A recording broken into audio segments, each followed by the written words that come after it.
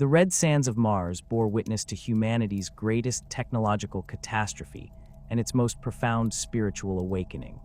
During the 25th millennium, as Terra writhed in the agony of the Age of Strife, the fourth planet from Sol became both sanctuary and crucible for the descendants of human colonists who would reshape the very nature of mankind's relationship with technology. What emerged from the irradiated wastelands and collapsing atmospheric processors was not merely another human civilization, but something fundamentally different, a fusion of flesh, steel, and unwavering faith that would echo through the millennia. The original colonization of Mars had begun during humanity's first great expansion into the stars, when standard template construct systems guided massive generation ships across the void. These early settlers brought with them the accumulated knowledge of Terra's golden age, establishing vast mining operations and atmospheric processors that gradually transformed the barren world into something approaching habitability. Sprawling industrial complexes dotted the Martian surface, their towering spires reaching toward the thin atmosphere, while deep bore shafts penetrated the planet's crust in search of rare minerals and archaeotech deposits. When the Age of Strife descended upon humanity like a shroud of madness and war, Mars found itself cut off from Terra by warp storms of unprecedented ferocity. The carefully maintained supply lines that had sustained the red planet's growing population simply vanished, leaving millions of colonists stranded on a world that remained fundamentally hostile to human life. The atmospheric processors began to fail without regular maintenance shipments from the home system. Vast hydroponic farms withered as their delicate nutrient systems broke down. Most catastrophically, the knowledge needed to repair and maintain the advanced technology that kept Martian civilization alive began to fragment and disappear as the educated technical classes fell victim to plague, warfare, and the simple passage of time. The collapse was neither immediate nor uniform. Some industrial centers managed to maintain their operations for decades, even centuries, by cannibalizing equipment from abandoned facilities and hoarding increasingly precious technical manuals. Others fell swiftly to mechanical failure, their populations fleeing into the deep cavern systems that honeycombed Mars's subsurface.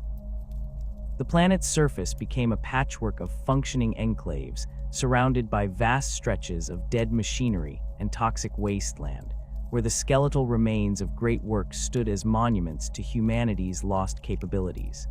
It was in this crucible of technological desperation that the first stirrings of what would become the cult Mechanicus began to manifest.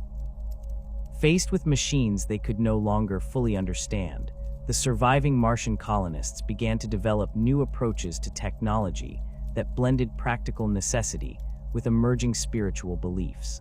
The complex quantum cogitators that had once been programmed through standardized interfaces now required elaborate ritual procedures to coax into operation. Ancient manufacturing systems would only respond to specific combinations of binary cant and physical manipulation that bore increasingly little resemblance to their original operating procedures. The transformation was gradual but inexorable. Technical specialists who had once approached their work with purely rational methodologies found themselves developing increasingly elaborate ceremonies around the maintenance and operation of critical systems. What began as superstitious behavior born of desperation slowly evolved into a coherent belief system that elevated technology from mere tool to objective reverence. The machines that kept Mars alive were no longer simply mechanisms to be operated.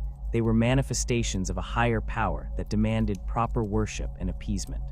Central to this emerging theology was the concept of the Omnissiah, a divine entity that was believed to embody all knowledge and technological perfection.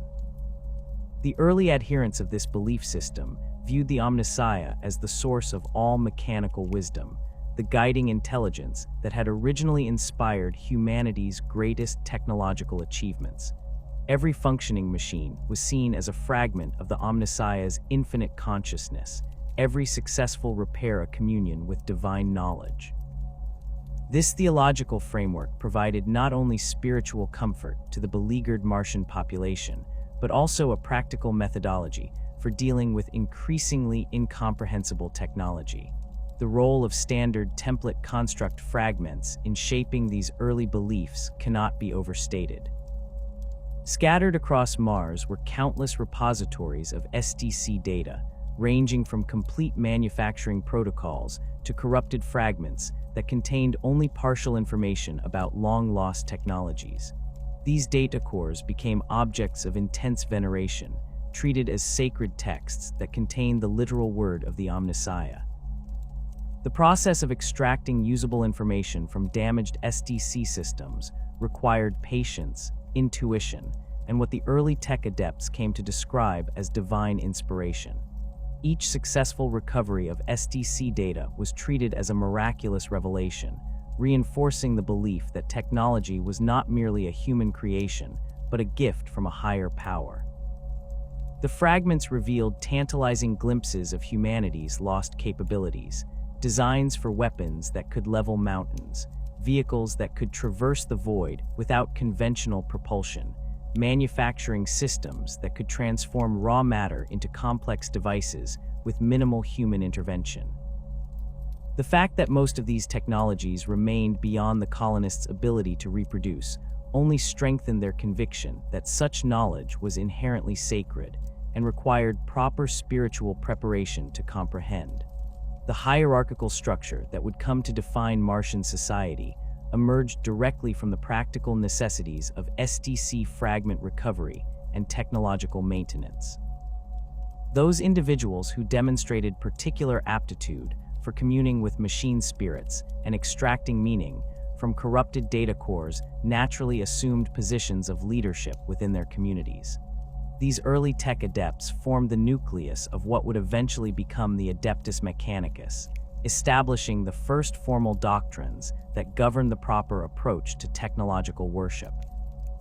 The process of technological recovery required specialized knowledge that could only be passed down through careful mentorship and long apprenticeships. A tech adept might spend decades learning to properly interpret the symbolic languages embedded within SDC fragments, mastering the ritual procedures necessary to activate dormant systems, and developing the intuitive understanding of machine behavior that marked true expertise.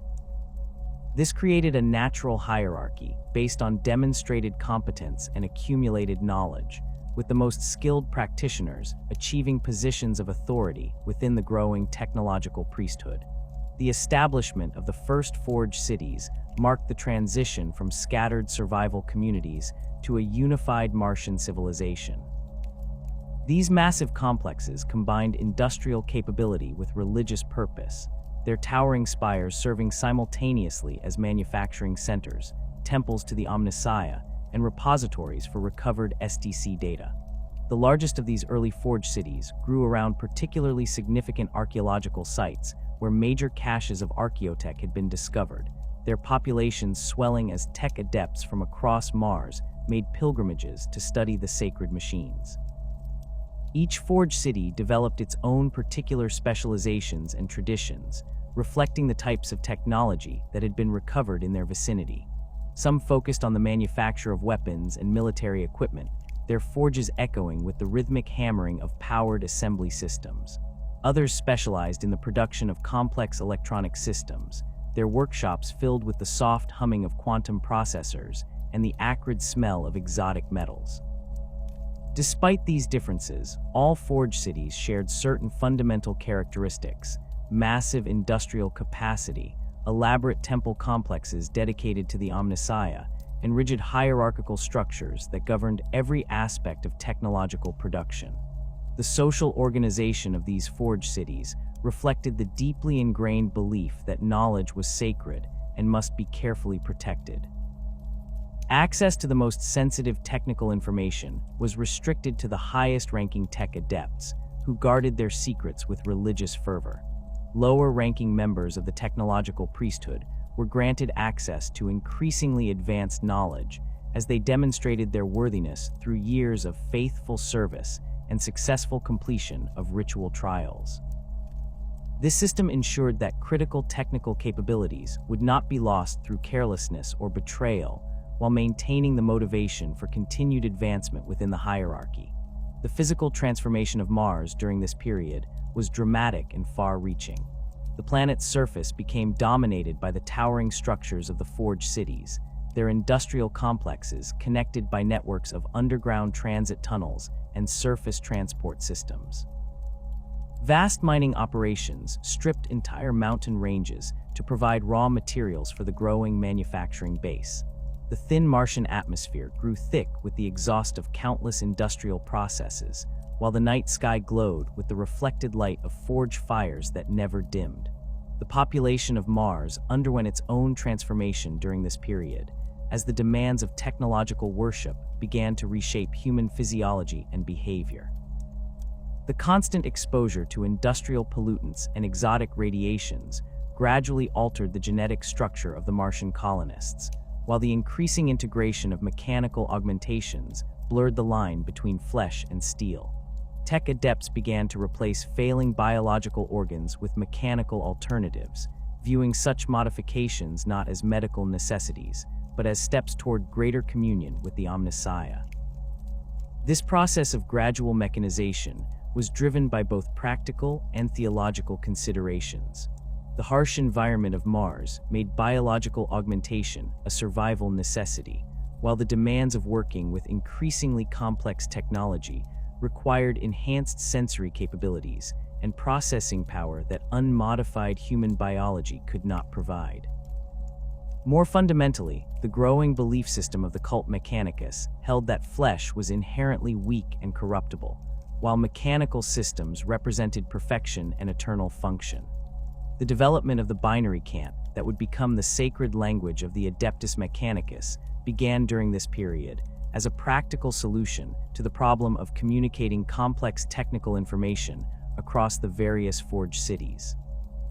The mathematical precision of binary code made it ideal for describing mechanical processes and system specifications, while its digital nature resonated with the emerging belief that all knowledge could ultimately be reduced to fundamental mathematical relationships. As the cant evolved, it acquired increasingly ritualistic overtones, with specific binary sequences taking on sacred significance beyond their purely informational content. The theological implications of binary cant extended far beyond mere communication. The early tech adepts came to believe that the Omnissiah's true thoughts could only be expressed through the pure logic of mathematical relationships, and that biological languages were inherently flawed approximations of divine truth. This belief reinforced the growing conviction that mechanical augmentation was not merely beneficial, but spiritually necessary for those who sought to truly understand the sacred mysteries of technology. As the Forge cities grew in power and influence, they began to establish formal relationships with one another, creating the first planetary government that Mars had known since the beginning of the Age of Strife. These alliances were based on mutual technological exchange and shared religious beliefs rather than traditional political considerations. Forge cities that possessed particularly valuable STC fragments or manufacturing capabilities found themselves at the center of complex networks of obligation and mutual dependence that gradually evolved into the unified Martian state. The emergence of the first fabricator general marked the formal unification of Mars under a single technological theocracy. This individual, chosen from among the most accomplished tech adepts of the various Forge cities, wielded authority that was simultaneously political, religious, and technical. The position represented the culmination of the hierarchical system that had emerged from the practical necessities of technological recovery, combining supreme expertise in the sacred arts with the administrative capabilities necessary to govern an entire world. The unification of Mars under the first fabricator general had barely stabilized when the warp storms that had isolated humanity's scattered worlds began to subside in the late 30th millennium. As the tempestuous energies of the Imperium calmed to levels that permitted interstellar navigation, the red planet's augur arrays detected something that sent waves of excitement and apprehension through every Forge city on the planet's surface. Terra, the ancient birthplace of humanity, was transmitting again. More significantly, the signals indicated that someone had not only survived the Age of Strife, but had begun the systematic conquest and unification of humanity's home world. The initial contact between Mars and Terra came through carefully modulated Vox transmissions that pierced the residual warp interference still plaguing the inner system. The messages emanating from Terra spoke of a figure known as the Emperor of Mankind, a being of immense psychic power who claimed dominion over all of humanity and proclaimed his intention to forge a galaxy-spanning empire that would restore mankind to its former glory. For the tech adepts monitoring these transmissions from their sensor stations deep within the Martian forged cities, the implications were staggering. Here was evidence that Terra had not only survived the long night of isolation, but had produced a leader whose ambitions matched the scope of humanity's ancient achievements. The Fabricator General's response to these revelations was measured and cautious. The accumulated wisdom of the Martian priesthood included fragmentary records of Terra's pre-strife civilizations, and these historical accounts painted a complex picture of humanity's birth world as both the source of their greatest technological achievements and the origin of the catastrophic conflicts that had nearly destroyed human civilization entirely. The prospect of renewed contact with Terra offered tantalizing possibilities for technological exchange and the recovery of lost knowledge, but it also raised fundamental questions about Mars's hard-won independence and the theological implications of acknowledging any authority beyond the Omnissiah. The first formal diplomatic contact occurred when Imperial vessels appeared at the edge of the Martian system, their hulls bearing the double-headed aquila that would become synonymous with the emerging Imperium of man. These ships represented a level of technological sophistication that impressed even the tech adepts of Mars, incorporating design elements that suggested access to SDC databases that had been lost to the Red Planet for millennia. The vessel's machine spirits responded to binary cant transmissions with fluent replies, indicating that whoever controlled them possessed genuine understanding of the sacred protocols rather than mere mechanical mimicry. The Emperor's diplomatic approach to Mars demonstrated a sophisticated understanding of Martian culture and beliefs that went far beyond simple military conquest. Rather than demanding immediate submission, the Master of Mankind proposed a meeting between equals, acknowledging the Fabricator General as the legitimate ruler of Mars and expressing genuine interest in the technological achievements of the cult Mechanicus. This approach resonated powerfully with the Martian leadership, who had grown accustomed to viewing themselves as the guardians of humanity's technological heritage and the inheritors of knowledge that had been lost elsewhere in the galaxy. The negotiations that followed took place both in the physical realm and through complex data exchanges that allowed the two parties to demonstrate their respective technological capabilities. The Emperor arrived on Mars accompanied by a retinue that included some of Terra's most accomplished scientists and engineers, individuals whose understanding of advanced technology rivaled that of the Martian tech adepts themselves. More significantly, the Master of Mankind brought with him access to SDC databases that contained manufacturing protocols for devices that Mars had been unable to produce for centuries.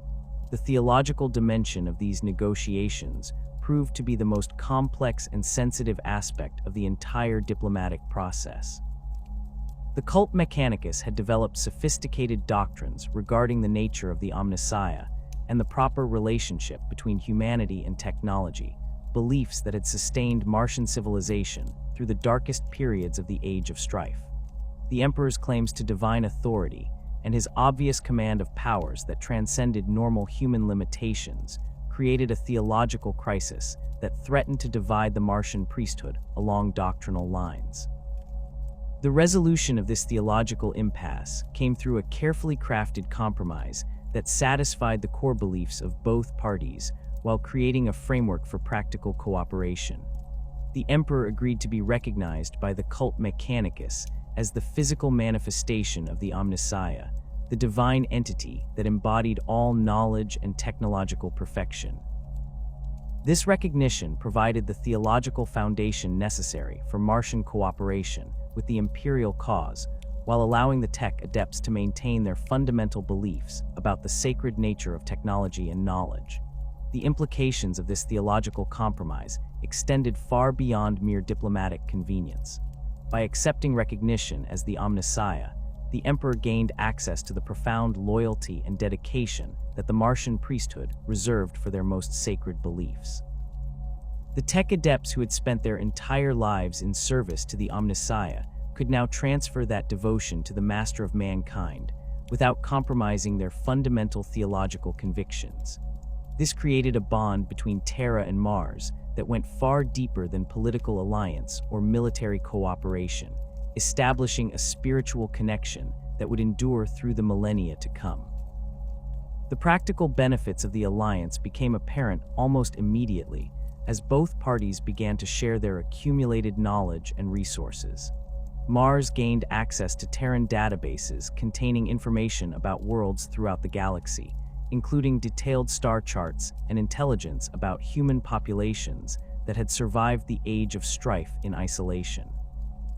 The Forge cities received shipments of rare materials that had been exhausted from Martian deposits millennia earlier, enabling the restart of manufacturing processes that had been dormant for centuries.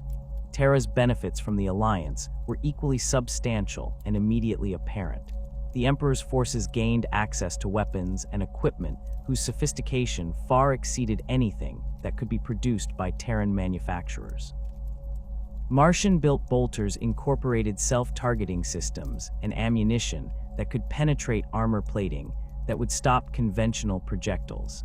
Power armor produced in the Forge cities provided protection levels that transformed individual soldiers into walking fortresses capable of surviving direct hits from heavy weapons. Most significantly, the Alliance provided the Emperor with access to the manufacturing capacity necessary to equip the massive armies that would be required for his planned conquest of the galaxy. The integration of Martian forces into the Imperial war machine required careful coordination between two military traditions that had developed in isolation from one another. The Terran approach to warfare emphasized rapid deployment, overwhelming firepower, and the systematic conquest of enemy territories through coordinated campaigns involving multiple army groups. The Martian military tradition focused on the deployment of small numbers of highly sophisticated units supported by advanced technology and overwhelming technical superiority over their opponents. The solution to this integration challenge came through the establishment of the Adeptus Mechanicus as a semi-autonomous organization within the broader Imperial structure. This arrangement allowed the Martian forces to maintain their distinctive tactical doctrines and technological specializations while contributing their unique capabilities to the Emperor's military campaigns. Tech adepts would serve alongside Imperial Army units as technical specialists and equipment maintainers, while dedicated Mechanicus military formations would provide specialized capabilities that conventional forces could not match. The establishment of the Adeptus Mechanicus as a formal organization marked the transformation of the cult Mechanicus from a planetary religious movement into a galaxy-spanning institution. The agreement granted Mars significant autonomy in internal affairs while requiring Martian participation in the Emperor's planned Great Crusade to reunite humanity's scattered colonies. This arrangement satisfied the Martian desire to maintain their distinctive culture and beliefs while providing the Emperor with access to technological capabilities that would prove essential to his galactic ambitions. The treaty negotiations also addressed the complex question of knowledge sharing and technological development. Both parties possessed information and capabilities that the other lacked, creating opportunities for mutual benefit through coordinated research and development efforts. The Emperor's access to psychic phenomena and warp-based technologies complemented the Martian expertise in conventional physics and mechanical engineering. Joint research projects began almost immediately, focusing on areas where the combination of Terran and Martian knowledge could produce results that neither party could achieve independently. The military applications of this technological cooperation became apparent during the final phases of the Unification Wars, as Martian-equipped Imperial forces systematically conquered the remaining techno-barbarian kingdoms that controlled portions of Terra's surface. The combination of Imperial tactical doctrine and Martian technology proved devastatingly effective against opponents who lacked access to advanced equipment or sophisticated manufacturing capabilities. Entire enemy armies found themselves outmatched by relatively small Imperial formations, equipped with weapons that could destroy fortifications from beyond visual range and armor that rendered conventional weapons ineffective. The success of these joint operations validated the strategic wisdom of the Mars-Terra alliance and demonstrated the potential effectiveness of combining Imperial and Mechanicus capabilities on a galactic scale. The forge cities of Mars began retooling their production lines to support the massive logistical requirements of the planned Great Crusade, while Terran facilities focused on producing the basic equipment and supplies needed to sustain military operations across interstellar distances. This division of labor maximized the efficiency of both production systems, while ensuring that the specialized capabilities of each world were utilized to their fullest potential. The cultural exchange between Terra and Mars during this period produced innovations that neither world could have achieved in isolation. Terran understanding of human psychology and organizational dynamics combined with Martian technical expertise to produce new approaches to military command and control that would become standard throughout the Imperial forces. The development of improved communication systems allowed for coordination between widely separated units operating across multiple star systems, while advances in logistics and supply management made it possible to sustain military operations at unprecedented scales. The transformation of Mars into the primary forge world of the nascent Imperium necessitated the codification of organizational structures that had evolved organically during the planet's isolation.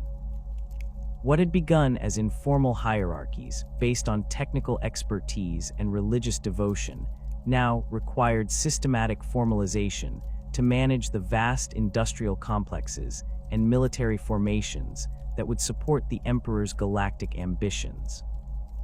The Treaty of Mars had established the Adeptus Mechanicus as a semi-autonomous organization within the Imperial structure, but the practical implementation of this arrangement demanded clear chains of command and precisely defined responsibilities that could function across interstellar distances. At the apex of this hierarchical pyramid stood the Fabricator General of Mars, a position that combined supreme temporal authority over the Red Planet with the highest religious office within the cult Mechanicus. The Fabricator General wielded power that was simultaneously political, military, and theological, serving as the ultimate arbiter of doctrinal disputes while directing the massive industrial output of the Martian forge cities.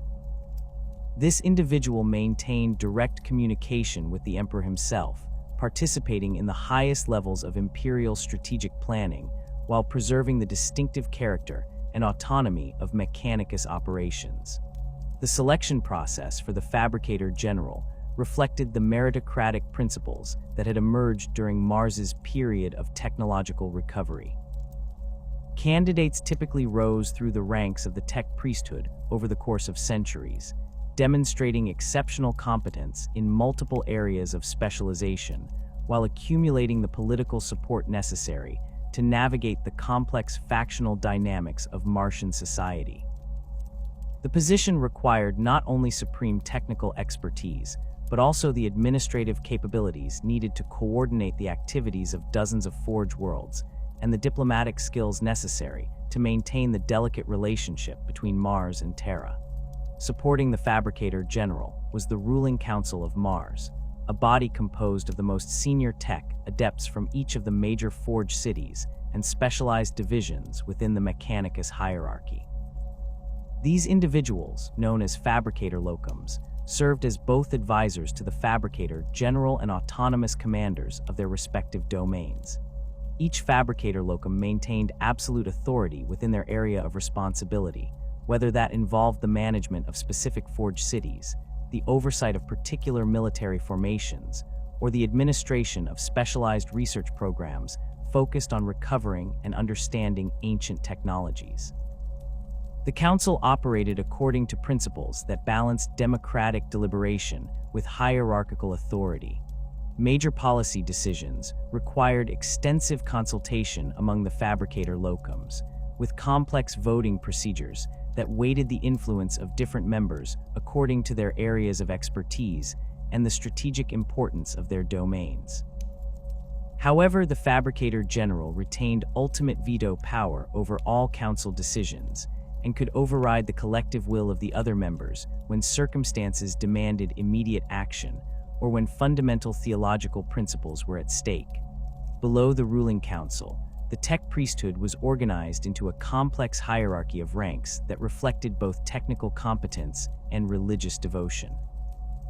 The most junior members of the priesthood held the rank of engine seer, individuals who had completed their basic training in the sacred mysteries of technology and demonstrated sufficient understanding of machine spirits to be entrusted with the maintenance and operation of essential systems. Engine seers typically specialized in particular types of technology, whether that involved the care of vehicle engines, the maintenance of manufacturing equipment, or the operation of communication and sensor systems. The path of advancement within the tech priesthood required decades of dedicated study and the successful completion of increasingly complex ritual trials that tested both technical knowledge and spiritual devotion. Engine seers who demonstrated exceptional competence and accumulated sufficient experience could advance to the rank of tech adept, gaining access to more sophisticated technologies and greater responsibilities within their assigned forge cities. This promotion typically involved extensive augmentation with mechanical components that enhanced the individual's ability to interface with advanced systems, while symbolically representing their growing communion with the Omnissiah.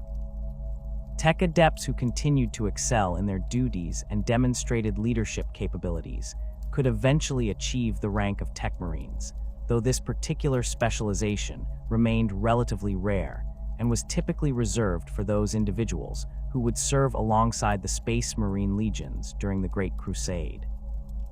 The creation of tech marines represented one of the most significant innovations to emerge from the alliance between Mars and Terra, combining the technical expertise of the Mechanicus with the enhanced physiology and combat capabilities of the Astartes to produce warriors who could maintain and repair the sophisticated equipment that the Space Marine legions required for their operations.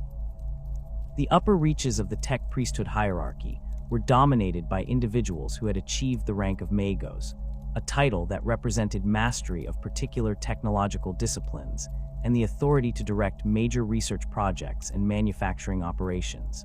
Magos-level tech adepts typically possessed centuries of experience and had undergone extensive augmentation that replaced most of their biological components with mechanical alternatives. These individuals served as the primary administrators of the forge cities, directing the activities of thousands of subordinates while pursuing their own specialized research into the sacred mysteries of technology. Within the Magos rank, numerous specialized titles reflected the diverse areas of expertise that were essential to the functioning of the Adeptus Mechanicus. Magos Dominus commanded the military formations of the Mechanicus, combining supreme tactical expertise with intimate knowledge of the weapons and equipment employed by Skitarii legions and other augmented warriors. These individuals typically possessed extensive combat experience and had developed specialized augmentations that enhanced their ability to coordinate complex battlefield operations while maintaining direct neural links to the machine spirits of their weapons and vehicles. The Magos Biologes represented a particularly controversial specialization within the Mechanicus hierarchy, focusing on the study of biological systems and the development of augmentation technologies that could enhance human performance. These tech adepts walked a careful line between the Mechanicus' emphasis on mechanical perfection and the practical necessity of understanding flesh-based systems that could not be entirely replaced with mechanical alternatives.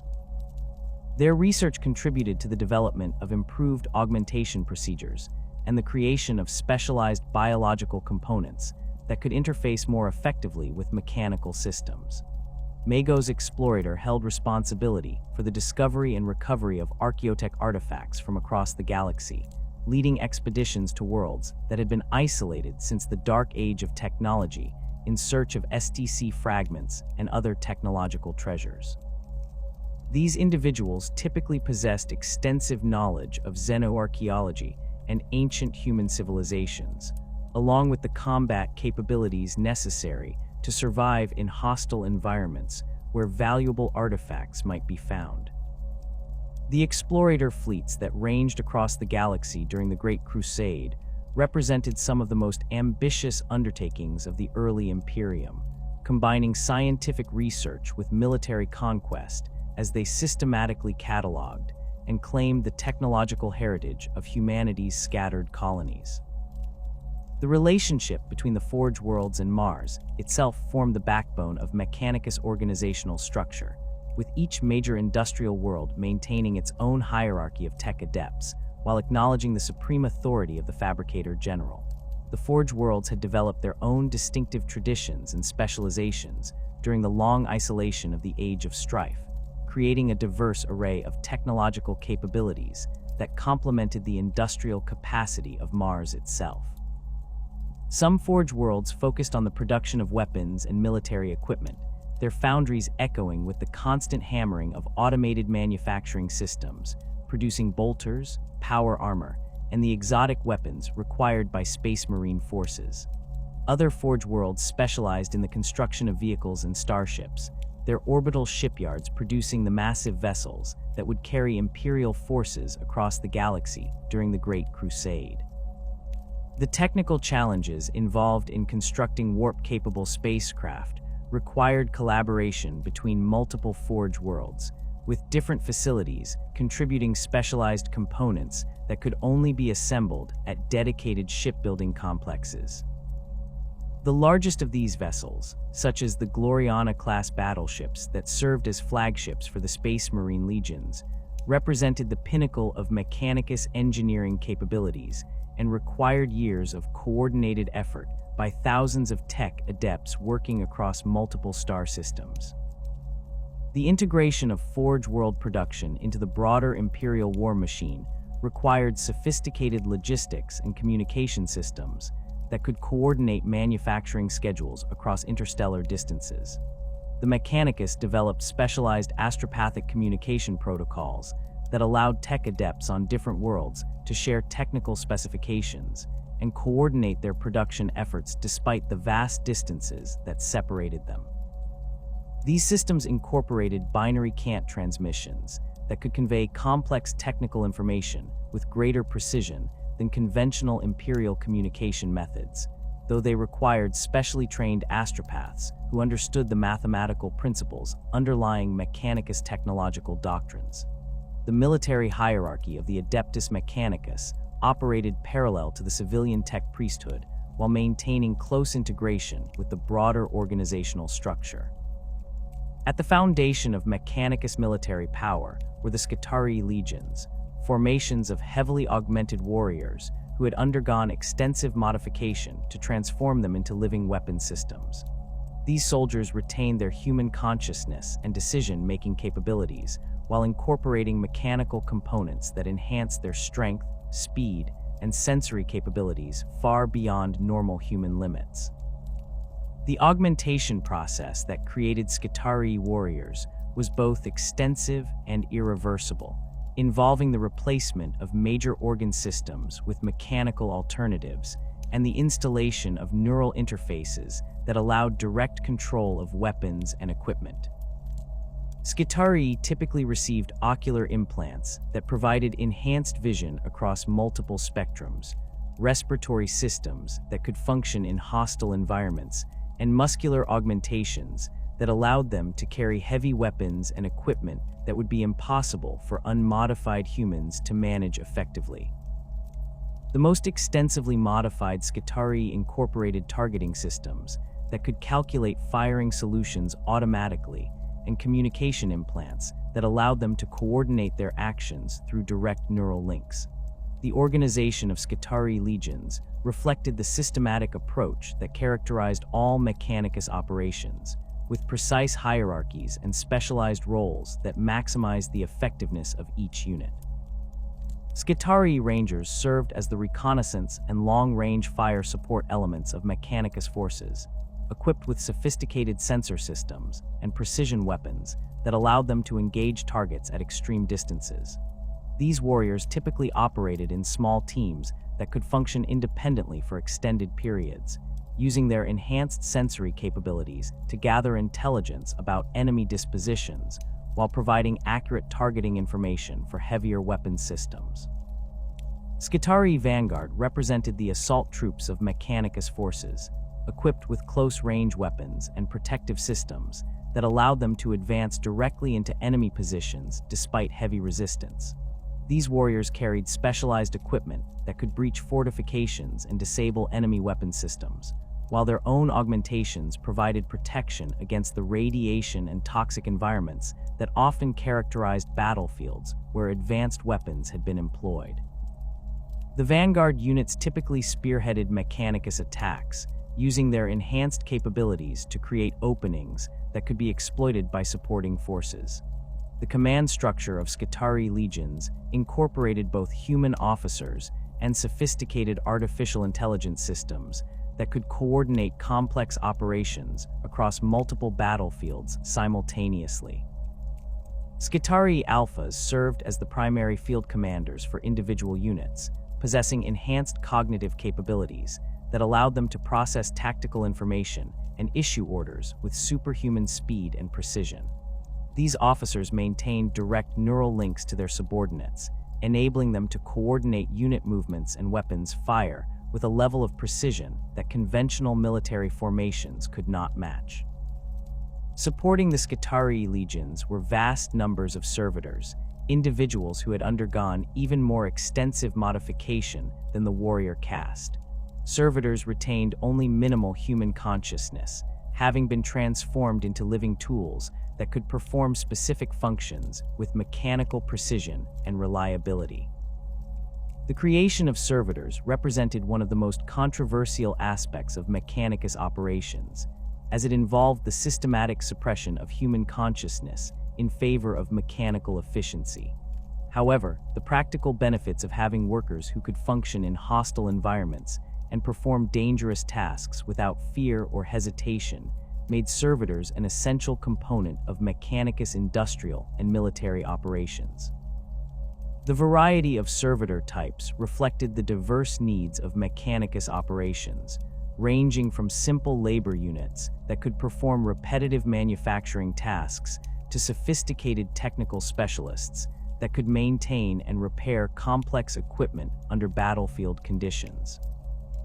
Combat servitors incorporated heavy weapon systems and armor plating that transformed them into mobile weapons platforms, while technical servitors possessed specialized tools and sensor systems that allowed them to perform maintenance and repair operations that would be impossible for unaugmented humans to complete safely. The integration of all these elements into a coherent organizational structure required constant coordination between the various levels of the Mechanicus hierarchy, from the fabricator, general's strategic planning, to the individual engineer's daily maintenance routines. The success of this system depended on the shared commitment to the theological principles of the cult Mechanicus and the practical recognition that the survival and expansion of human civilization required the systematic application of advanced technology under the guidance of those who truly understood the sacred mysteries of the machine. The daily existence of every member of the Adeptus Mechanicus revolves around the sacred observances that maintain their spiritual connection to the Omnissiah, while ensuring the proper function of the countless machines that sustain human civilization. These rituals permeate every aspect of Mechanicus life, from the simple morning activation of a cogitator terminal to the elaborate ceremonies that accompany the construction of new forge complexes. The canticles of the Omnissiah form the foundation of this ritualistic framework, providing standardized prayers and invocations that have been refined over millennia to achieve maximum effectiveness in communing with machine spirits and maintaining technological harmony. The canticles themselves represent a fusion of binary cant, mathematical formulae, and theological doctrine that creates a unique form of worship perfectly suited to the Mechanicus worldview. Each canticle serves multiple purposes simultaneously, functioning as both a practical operational procedure and a spiritual communion with the divine essence that inhabits all technology. The most fundamental of these is the Canticle of Awakening, recited each morning by tech adepts as they activate the various systems under their care. This ritual involves the systematic verification of machine spirit responsiveness through a series of diagnostic queries delivered in precisely modulated binary cant, while simultaneously offering prayers of gratitude to the Omnissiah for the continued function of these sacred mechanisms. The complexity of the canticles varies according to the sophistication of the technology being addressed and the rank of the tech adept performing the ritual. A simple engine seer might recite basic activation sequences that combine functional commands with brief invocations of the Omnissiah's blessing, while a magos conducting the consecration of a new titan would perform elaborate ceremonies lasting several days and incorporating mathematical proofs that demonstrate the spiritual worthiness of the machine's intended purpose. These extended rituals often require the participation of multiple tech adepts working in carefully choreographed sequences, their augmented voices creating harmonic resonances in binary cant that are believed to facilitate deeper communion with the machine spirits involved. The Canticle of Maintenance holds particular significance within daily Mechanicus practice, as it governs the proper approach to the routine care and adjustment of technological systems.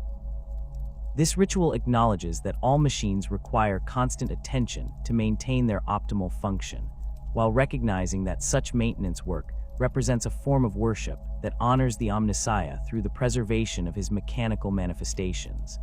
The Canticle incorporates specific procedures for the blessing of tools and lubricants, the proper sequence of diagnostic checks, and the appropriate prayers to be offered when replacing worn components or adjusting operational parameters. The performance of maintenance rituals requires extensive knowledge of the specific machine spirits involved, as each type of technology possesses its own particular preferences and behavioral patterns that must be accommodated during routine servicing. The machine spirit of a plasma reactor, for example, demands different ritual approaches than the spirit inhabiting a communications array, reflecting the distinct purposes and operational characteristics of these systems. Tech adepts spend years learning to recognize the subtle signs that indicate a machine spirit's satisfaction or distress, developing the intuitive understanding necessary to maintain harmony between the spiritual and mechanical aspects of their charges. The process of augmentation represents one of the most profound and spiritually significant rituals within the cult Mechanicus, marking the gradual transformation of flesh into blessed machinery that brings the individual closer to the perfect state embodied by the Omnissiah. This transformation is not undertaken lightly or without extensive preparation, as each augmentation represents an irreversible step away from baseline humanity toward a higher form of existence that combines the best aspects of biological consciousness with mechanical perfection. The ritual framework surrounding augmentation serves to sanctify this process, while ensuring that each modification serves both practical and spiritual purposes. The selection of appropriate augmentations requires careful consideration of the individual's role within the Mechanicus hierarchy and their particular areas of specialization.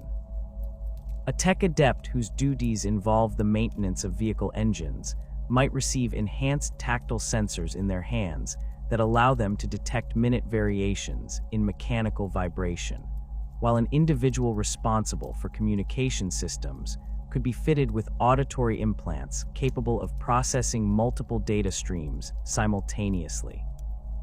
These modifications are not merely functional improvements, but represent sacred transformations that align the recipient's physical form more closely with the divine nature of the Omnissiah. The augmentation process begins with extensive ritual purification designed to prepare both the flesh being replaced and the mechanical components being installed. The biological tissue must be properly consecrated and offered to the Omnissiah as a sacrifice of imperfection, while the mechanical replacement undergoes elaborate blessing ceremonies that invoke the divine essence to inhabit the new components. These rituals often involve the burning of sacred oils and incense, whose aromatic compounds are believed to facilitate spiritual communication, while the constant recitation of binary cant creates the proper harmonic environment for the successful integration of flesh and steel. The actual surgical procedures that install augmentations combine advanced medical technology with religious ceremony in ways that reflect the fundamental Mechanicus belief that there is no meaningful distinction between the spiritual and mechanical aspects of existence. The operating chambers where augmentations are performed resemble temples as much as medical facilities, their walls lined with sacred texts inscribed in binary cant, while servo skulls drift through the air carrying blessed instruments and monitoring the spiritual as well as physical aspects of the procedure. The tech adepts who perform these operations have themselves undergone extensive augmentation that enhances their surgical capabilities while allowing them to maintain direct neural contact with the machine spirits of their medical equipment. The recovery period following augmentation involves intensive ritual instruction designed to help the recipient establish proper communion with their new mechanical components. This process can take weeks or even months, as the individual must learn to integrate the capabilities of their augmentations with their existing biological systems, while developing the spiritual discipline necessary to maintain harmony with the machine spirits now inhabiting their body. The successful completion of this integration is marked by formal ceremonies that welcome the newly augmented individual into their enhanced role within the Mechanicus hierarchy. The consecration of new machines represents another cornerstone of Mechanicus ritual practice, ensuring that every technological creation receives proper spiritual preparation before being put into service. These ceremonies acknowledge that the act of manufacturing represents a form of divine creation, with the tech adepts serving as instruments through which the Omnissiah brings new mechanical life into existence. The complexity of consecration rituals varies dramatically according to the importance and sophistication of the technology being blessed, ranging from simple invocations over basic tools to elaborate ceremonies lasting several days for major installations like forge complexes or starship construction facilities. The consecration of weapons receives particular attention within Mechanicus ritual practice, as these devices will be called upon to serve the Emperor's will in the conquest and defense of human worlds throughout the galaxy. Each weapon must be individually blessed, and its machine spirit properly instructed in the sacred purpose it will serve, whether that involves the elimination of Xeno's threats, the suppression of heretical rebellion, or the defense of Imperial territory against hostile forces. The most powerful weapons, such as those carried by Space Marine forces or installed on Imperial warships, undergo consecration ceremonies that can involve dozens of tech adepts working in coordinated sequences over the course of several days. The ritual blessing of bolter rounds exemplifies the attention to detail that characterizes Mechanicus consecration practices.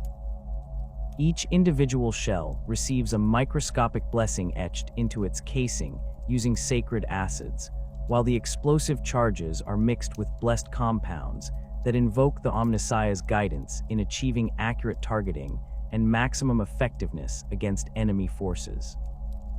The mass reactive tips of the rounds are forged using metal that has been subjected to purification rituals, designed to ensure that they will penetrate enemy armor with divinely guided precision, while the propellant charges incorporate blessed chemicals that create the proper combustion characteristics for reliable function. The maintenance prayers that accompany routine technological upkeep serve to maintain the spiritual harmony between tech adepts and machine spirits, while ensuring that all systems continue to function at optimal efficiency. These prayers acknowledge that machines, like all living beings, require constant care and attention to maintain their health and effectiveness. The specific prayers vary according to the type of technology being maintained, with different invocations for mechanical systems, electronic components, and the complex hybrid technologies that combine multiple operational principles. The Litany of Proper Function represents one of the most commonly recited maintenance prayers, invoking the Omnissiah's blessing on routine diagnostic procedures while requesting divine guidance in identifying potential problems before they can compromise system performance. This prayer incorporates mathematical sequences that correspond to optimal operational parameters for various types of equipment, creating a harmonic resonance that is believed to reinforce the stability of machine spirit behavior. Tech adepts often recite this litany while performing routine inspections, their augmented voices modulating the binary cant sequences according to the specific responses they receive from the systems under examination. The appeasement of machine spirits requires sophisticated understanding of the behavioral patterns and preferences that characterize different types of technological systems. Machine spirits are not merely abstract concepts within Mechanicus theology, but represent genuine spiritual entities that inhabit technological devices and influence their operational characteristics. These spirits possess distinct personalities and preferences that must be accommodated through appropriate ritual observances and behavioral modifications on the part of the tech adepts responsible for their care. The machine spirit of a plasma reactor, for example, tends to be temperamental and demanding, requiring constant attention and elaborate ritual observances to maintain stable operation. These spirits respond well to mathematical prayers that acknowledge their power and importance, while becoming agitated when subjected to sudden operational changes or inadequate maintenance procedures. Tech adepts who work with plasma technology learn to recognize the subtle signs that indicate a machine's spirit's emotional state, adjusting their ritual approaches accordingly to maintain harmony and prevent potentially catastrophic malfunctions. Vehicle machine spirits display different behavioral characteristics, often exhibiting loyalty and protective instincts toward their regular operators while remaining suspicious of unfamiliar individuals. The machine spirits of land raiders and other armored vehicles frequently develop strong bonds with their crews, learning to anticipate tactical requirements and adjusting their performance characteristics to support their human partners more effectively. These relationships require careful nurturing through appropriate ritual observances and the maintenance of consistent operational procedures that reinforce the spiritual connection between human and machine. The sacred mysteries that govern technological interaction within the cult Mechanicus represent the deepest level of spiritual and practical knowledge available to the tech priesthood. These mysteries encompass both the theoretical principles that underlie technological function and the practical techniques necessary to achieve communion with the most sophisticated machine spirits.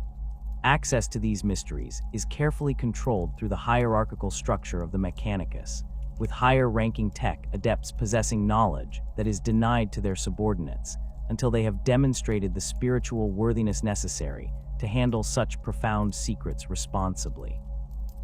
The mystery of the motive force addresses the fundamental question of what animates technological systems and enables them to perform their designated functions. This doctrine holds that all technology is inhabited by fragments of the Omnissiah's infinite consciousness, with more sophisticated devices containing larger and more complex spiritual essences. The understanding of this mystery enables tech adepts to communicate more effectively with machine spirits and to diagnose spiritual as well as mechanical problems that might compromise system performance. The pursuit of knowledge within the Mechanicus framework is governed by strict doctrines that balance the imperative to recover lost technologies with the necessity of maintaining spiritual purity and avoiding the corruption that can result from improper contact with forbidden knowledge.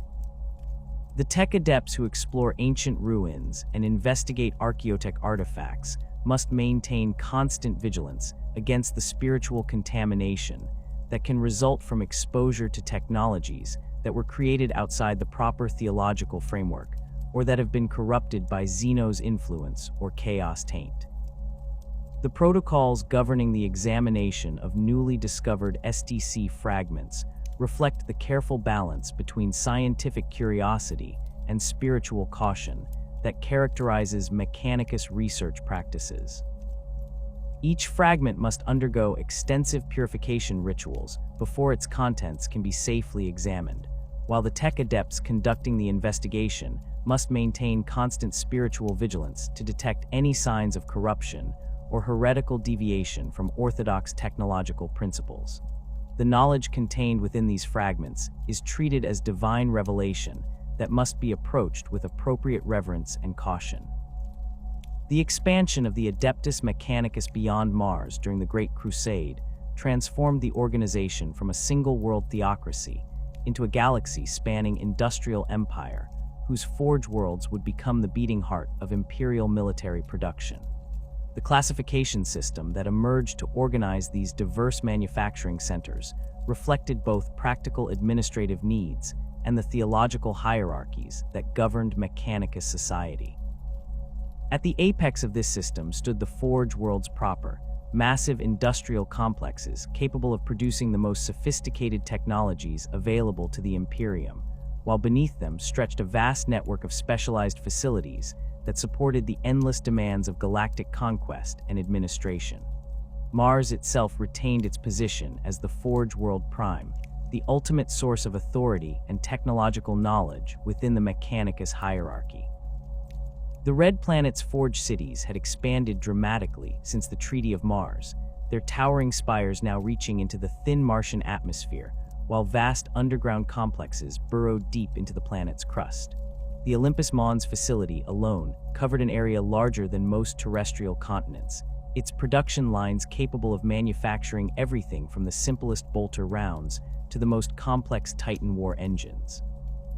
The facility's main assembly halls stretched for kilometers beneath reinforced adamantium domes, their cavernous spaces filled with the constant din of automated manufacturing systems and the rhythmic chanting of tech adepts performing their sacred duties.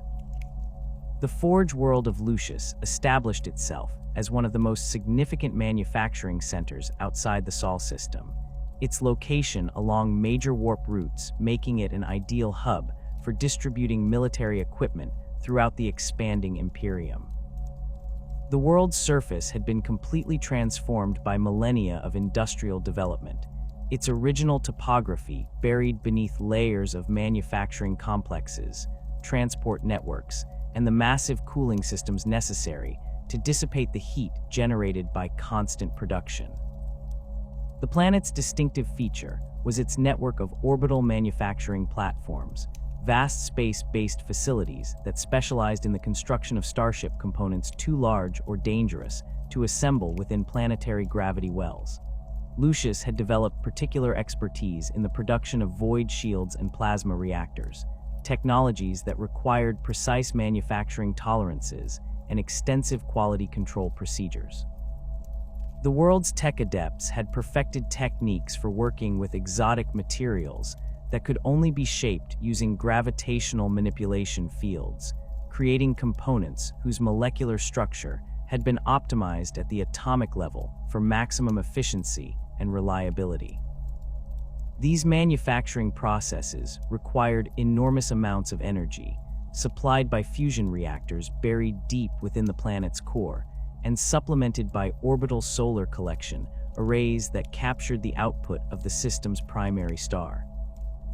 Riser emerged as the Imperium's premier center for plasma technology development and production, its forge cities specializing in the manufacture of plasma weapons, reactors, and the exotic containment systems necessary to handle these dangerous but powerful technologies.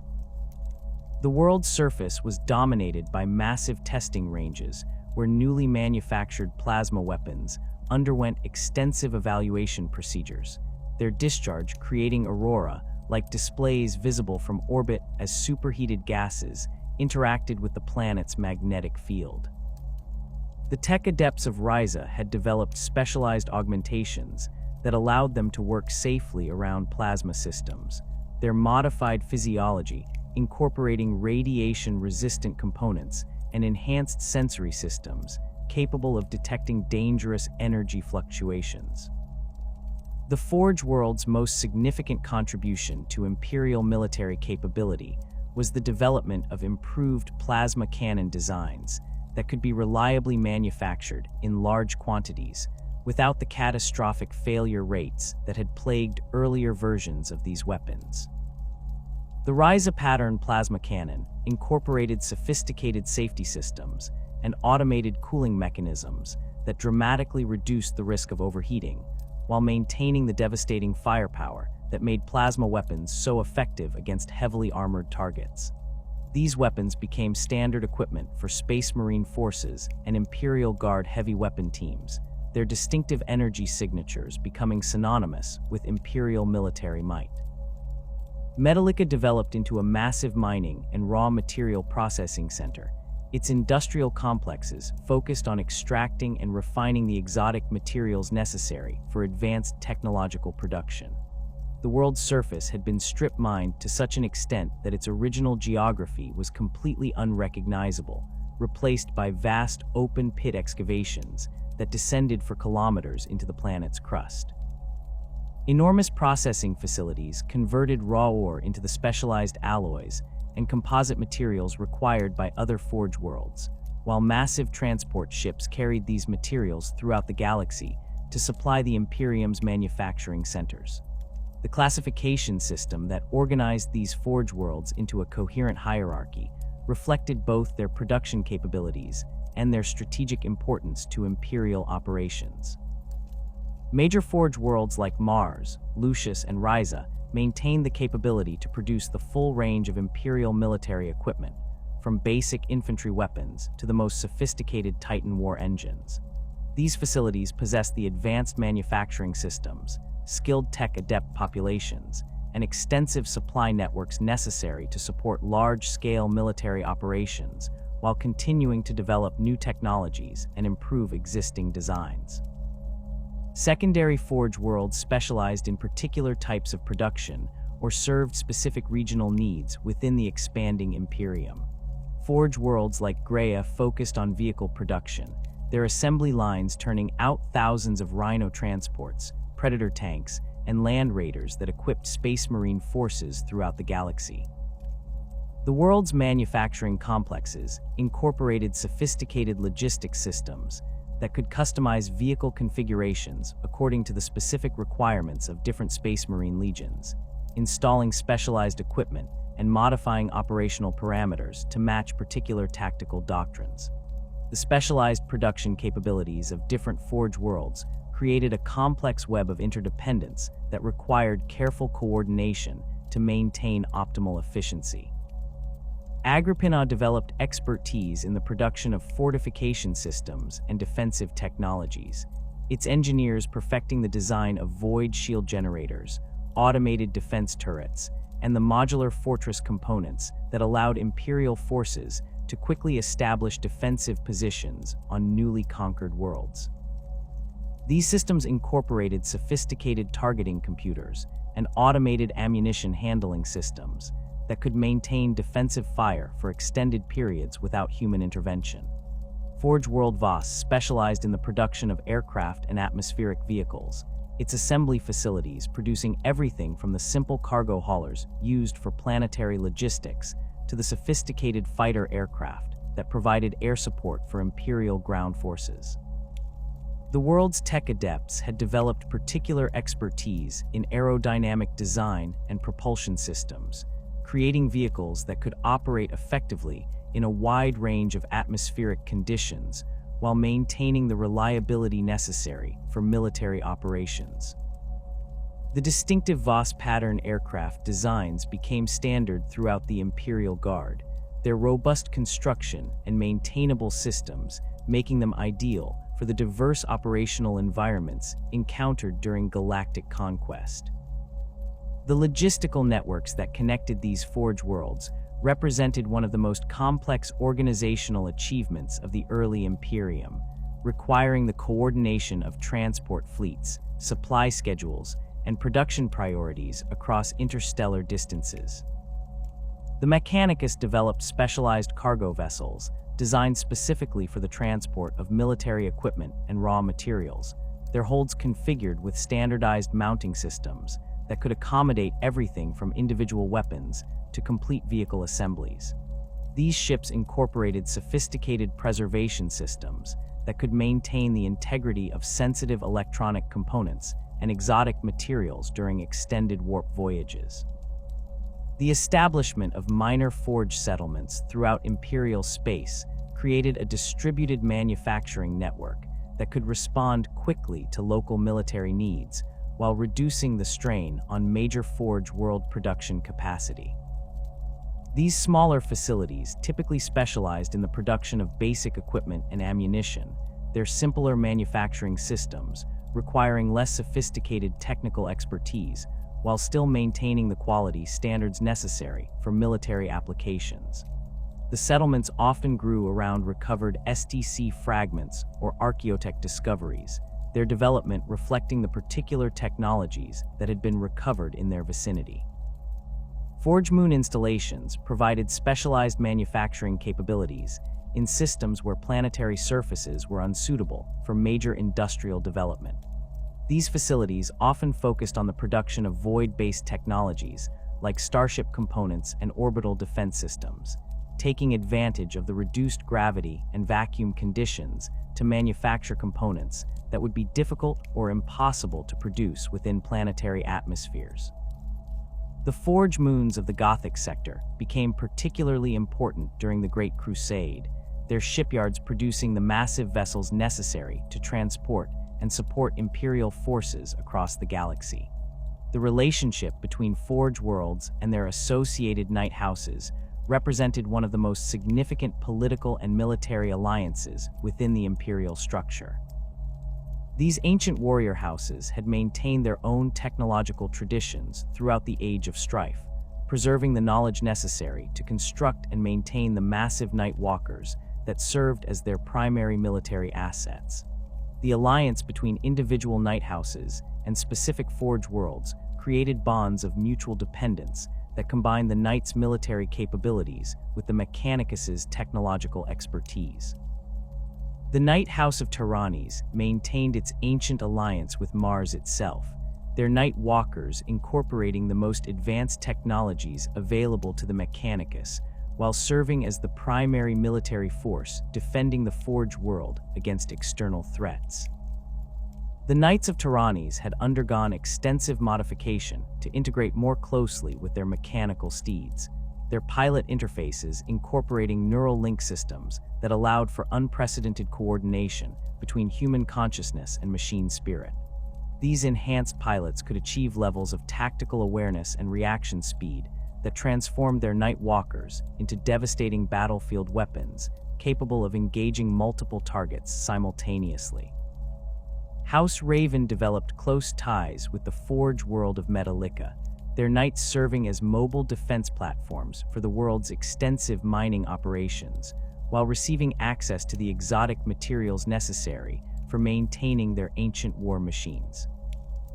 The Alliance provided House Raven with replacement components manufactured to specifications that had been lost to most of the galaxy, while Metallica gained access to military protection that conventional forces could not provide in the dangerous frontier regions where the most valuable mineral deposits were located. The bonds of fealty that connected Night Houses to their patron Forge worlds extended far beyond simple military alliance, incorporating complex obligations and privileges that had been refined over millennia of cooperation.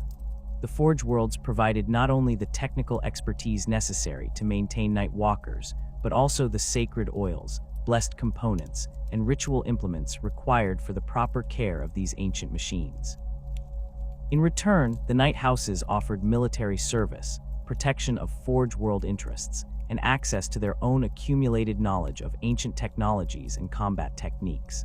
The technological dependence that characterized these relationships reflected the fundamental reality that Night Walkers represented some of the most sophisticated military technology available to the Imperium, requiring maintenance and repair capabilities that exceeded the resources of most Night Houses. The massive war engines incorporated plasma reactors, iron shields, and weapon systems that demanded constant attention from skilled tech adepts, while their ancient machine spirits required careful spiritual maintenance to prevent the behavioral anomalies that could compromise their battlefield effectiveness. The Forge Worlds provided specialized technical personnel who could perform this maintenance while ensuring that the Knight's technological capabilities remained at peak efficiency. The industrial complexes that supported these relationships often incorporated dedicated Knight maintenance facilities where the massive war engines could receive comprehensive overhauls and upgrades. These facilities resembled mechanical cathedrals, their soaring spaces designed to accommodate the towering forms of Night Walkers, while providing access to the sophisticated equipment necessary for major repair and modification work.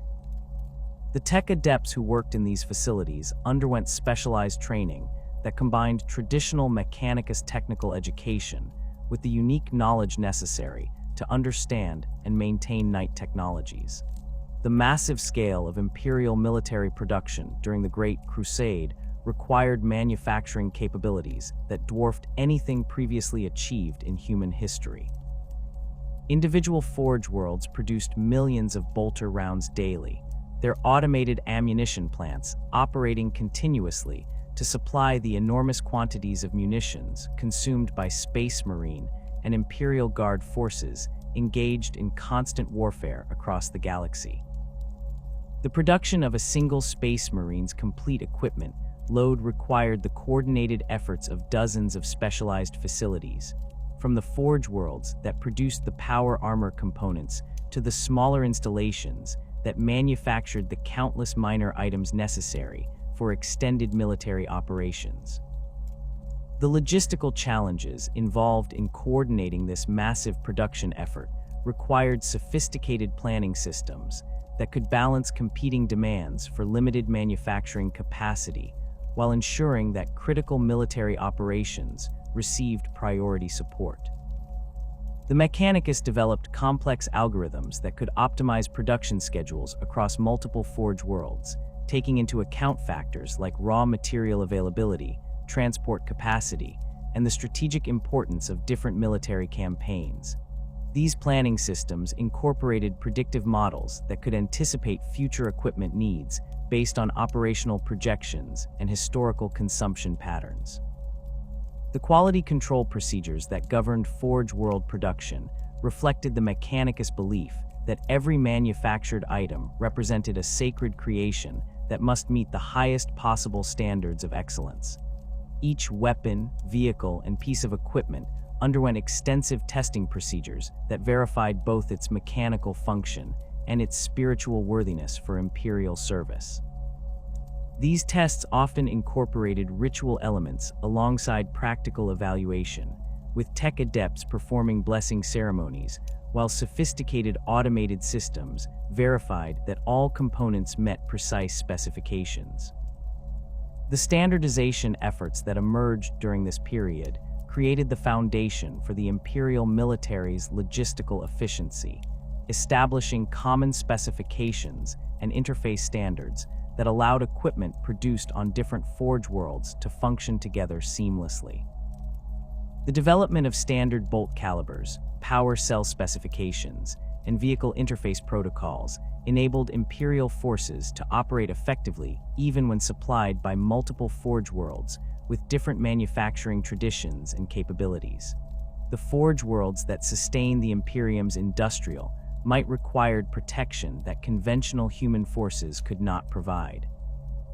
The hostile environments of these manufacturing centers, saturated with toxic chemicals, exotic radiations, and electromagnetic fields that would prove lethal to unaugmented humans, demanded defenders whose physiology had been extensively modified to function in such conditions.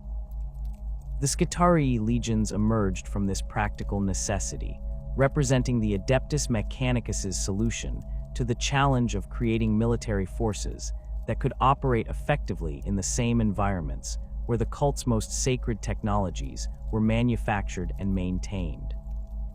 The transformation process that creates Skitarii warriors begins with careful selection from the general population of Forge Worlds, identifying individuals whose psychological profiles and physical characteristics make them suitable candidates for extensive augmentation.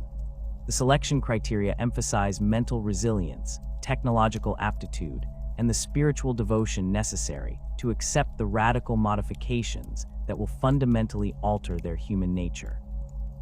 Potential Skitarii undergo extensive psychological evaluation to ensure they possess the mental stability required to integrate successfully with the mechanical systems that will replace major portions of their biological functions.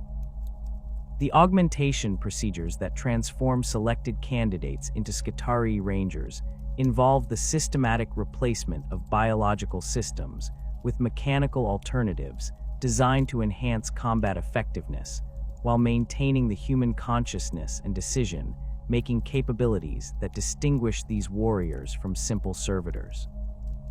The process typically begins with the installation of enhanced respiratory systems that can filter toxic atmospheres and function in vacuum conditions, allowing Rangers to operate in the hostile environments commonly found around Forge World industrial complexes. These artificial lung systems incorporate sophisticated chemical processors that can extract oxygen from minimal atmospheric sources while neutralizing harmful compounds that would prove fatal to unmodified humans. The ocular augmentations that characterize Skitarii Rangers represent some of the most sophisticated sensory enhancement technology available to the Adeptus Mechanicus. These mechanical eyes incorporate multi-spectrum analysis capabilities that allow Rangers to perceive electromagnetic radiation across a broad range of frequencies, from infrared thermal signatures to ultraviolet markers invisible to natural human vision.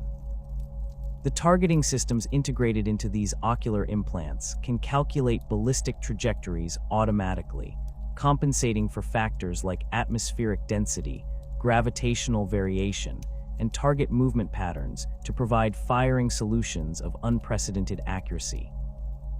The distinctive hooded robes worn by Skitarii Rangers serve both practical and ceremonial purposes, their fabric incorporating metallic fibers that provide protection against electromagnetic interference, while displaying the sacred symbols and mathematical formulae that identify the warrior's forged world of origin and area of specialization. The hoods themselves contain sophisticated sensor arrays that supplement the Ranger's augmented vision systems, providing additional data about environmental conditions and potential threats that might not be immediately apparent through visual observation alone. Skitarii Vanguard undergo different augmentation procedures that emphasize close combat capabilities and resistance to the exotic radiations commonly employed in advanced Imperial weaponry. Their respiratory systems incorporate specialized filters designed to process the radioactive particles generated by radium weapons, while their enhanced muscular systems provide the strength necessary to carry the heavy equipment required for assault operations. The Vanguard's distinctive phosphex canisters and rad carbines mark them as specialists in the deployment of some of the Imperium's most dangerous battlefield technologies. The weaponry carried by Vanguard units reflects their role as assault troops capable of breaching heavily defended positions through the application of overwhelming firepower and exotic munitions. Their galvanic rifles incorporate sophisticated targeting systems that can adjust firing parameters automatically based on environmental conditions and target characteristics, while their radium carbines generate coherent streams of radioactive particles that can penetrate armor plating and inflict devastating damage on both mechanical and biological targets. The ammunition for these weapons requires careful handling even by augmented Skitarii. The radioactive materials involved demanding specialized storage and transport procedures.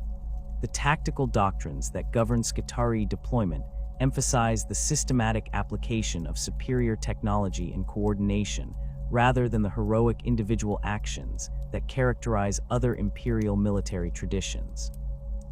Skitarii formations operate according to precisely calculated battle plans that maximize the effectiveness of their advanced equipment while minimizing exposure to enemy countermeasures. These tactical approaches incorporate sophisticated mathematical models that can predict enemy behavior patterns and adjust unit positioning and weapons deployment to achieve optimal results with minimal casualties.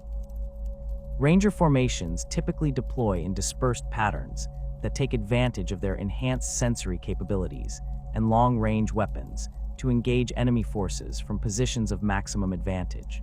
Their enhanced vision systems allow them to identify and engage targets at distances that would be impossible for conventional forces, while their sophisticated communication systems enable coordinated fire missions that can concentrate the firepower of multiple units on critical enemy positions. The Rangers' ability to operate independently for extended periods makes them ideal for reconnaissance missions and the establishment of forward observation posts in hostile territory. The battlefield coordination between Ranger and Vanguard formations creates tactical combinations that can adapt to a wide variety of combat situations. Rangers provide long-range fire support and target identification, while Vanguard units advance to close quarters, their complementary capabilities allowing Skitarii forces to engage enemies effectively at all ranges. The communication systems that link these units enable real-time coordination that can adjust tactical approaches based on changing battlefield conditions, with Rangers providing targeting data that guides Vanguard assault operations while receiving protection from enemy counter-battery fire. The command structure that governs Skitarii operations reflects the hierarchical principles that characterize all Adeptus Mechanicus organizations, with clear chains of authority that extend from individual squad leaders to the highest levels of the tech priesthood.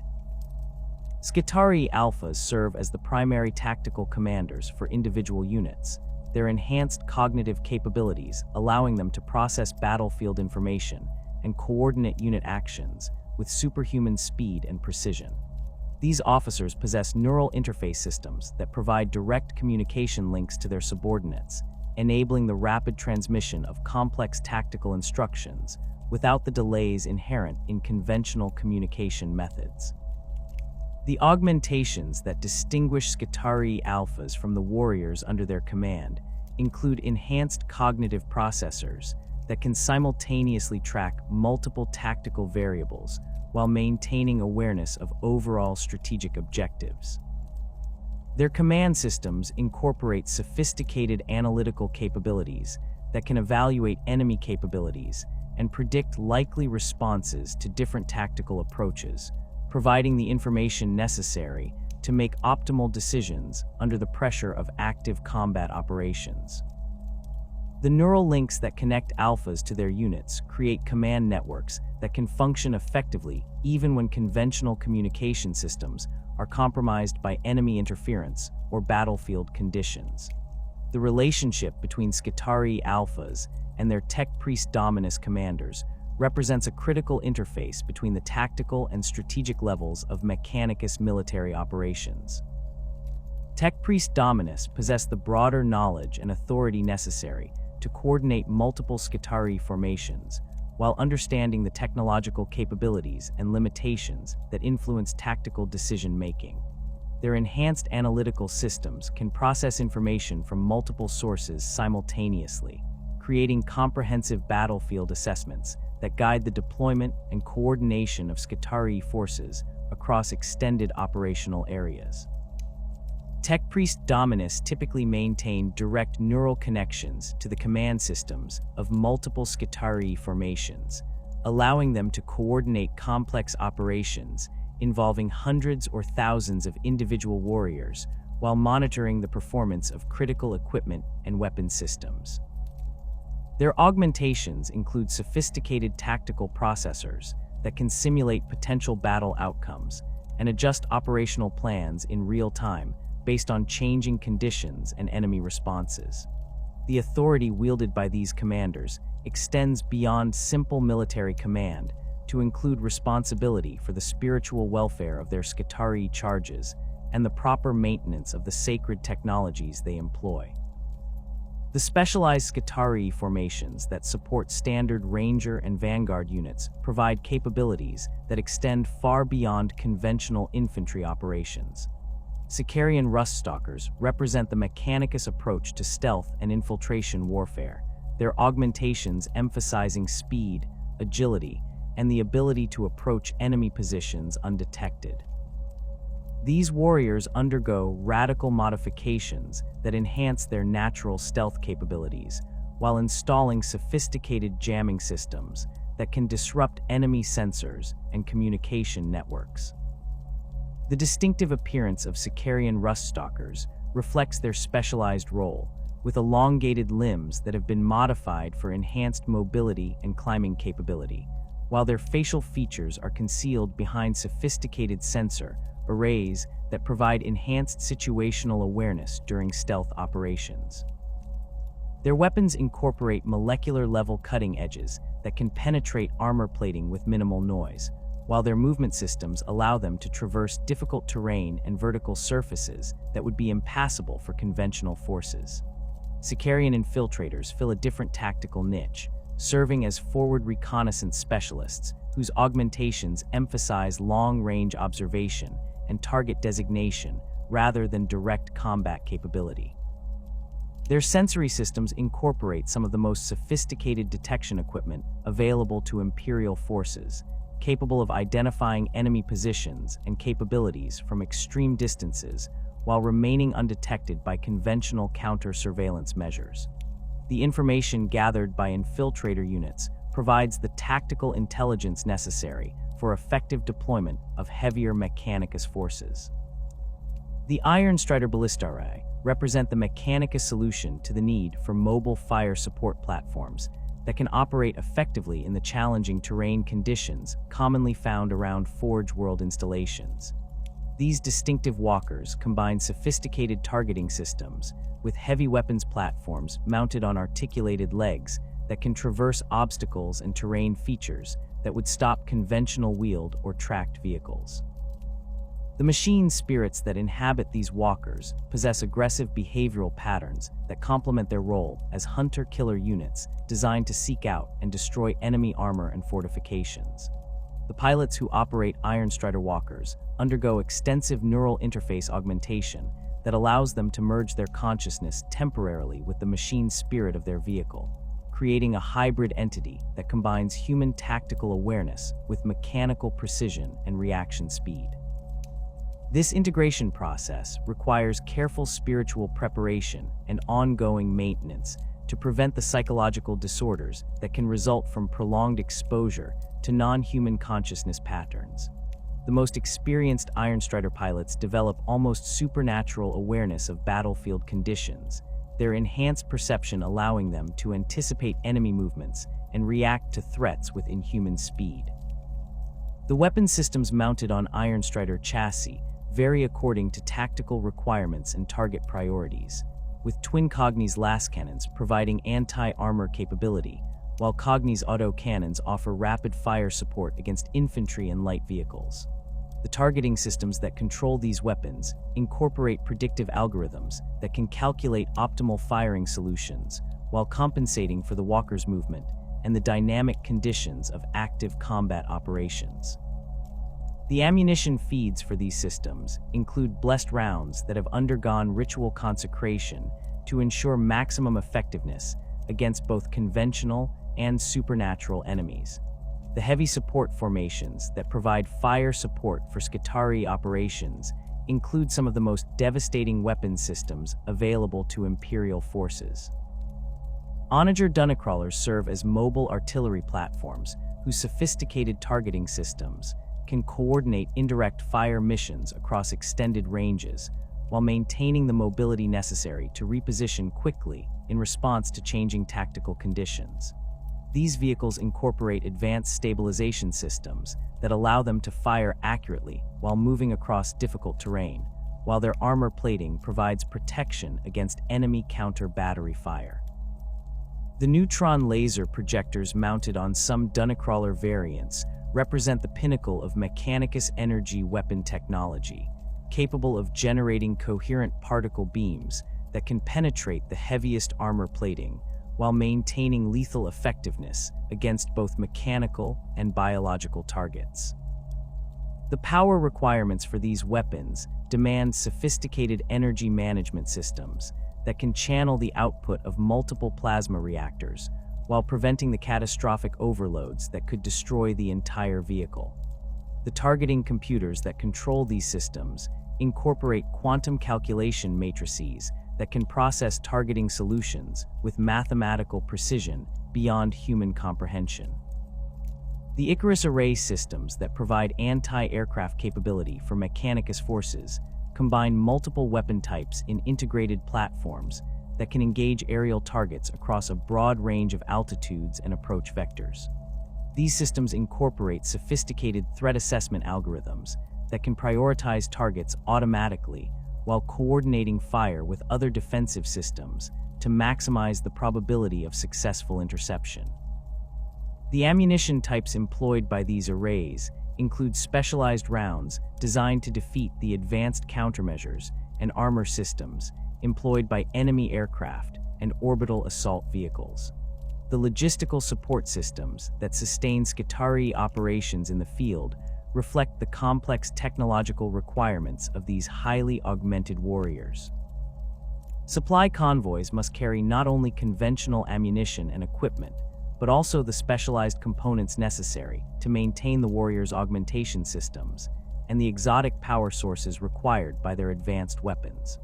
Mobile maintenance facilities accompany major Skitarii deployments, their tech-adept crews providing the specialized knowledge necessary to repair and recalibrate the sophisticated systems that keep these warriors functional in combat conditions. The spiritual maintenance required by Skitarii forces extends beyond simple mechanical repair to include the ritual observances necessary to maintain proper communion between human consciousness and machine spirit. Field chaplains drawn from the ranks of experienced tech adepts perform regular blessing ceremonies that reinforce the spiritual bonds between warriors and their equipment while identifying potential problems before they can compromise combat effectiveness. These religious observances serve practical as well as spiritual purposes, providing opportunities for systematic inspection and maintenance that might otherwise be overlooked during the intense pace of military operations. The integration of Skitarii forces with other Imperial military units requires careful coordination to maximize the effectiveness of their specialized capabilities while avoiding conflicts between different tactical doctrines and command structures.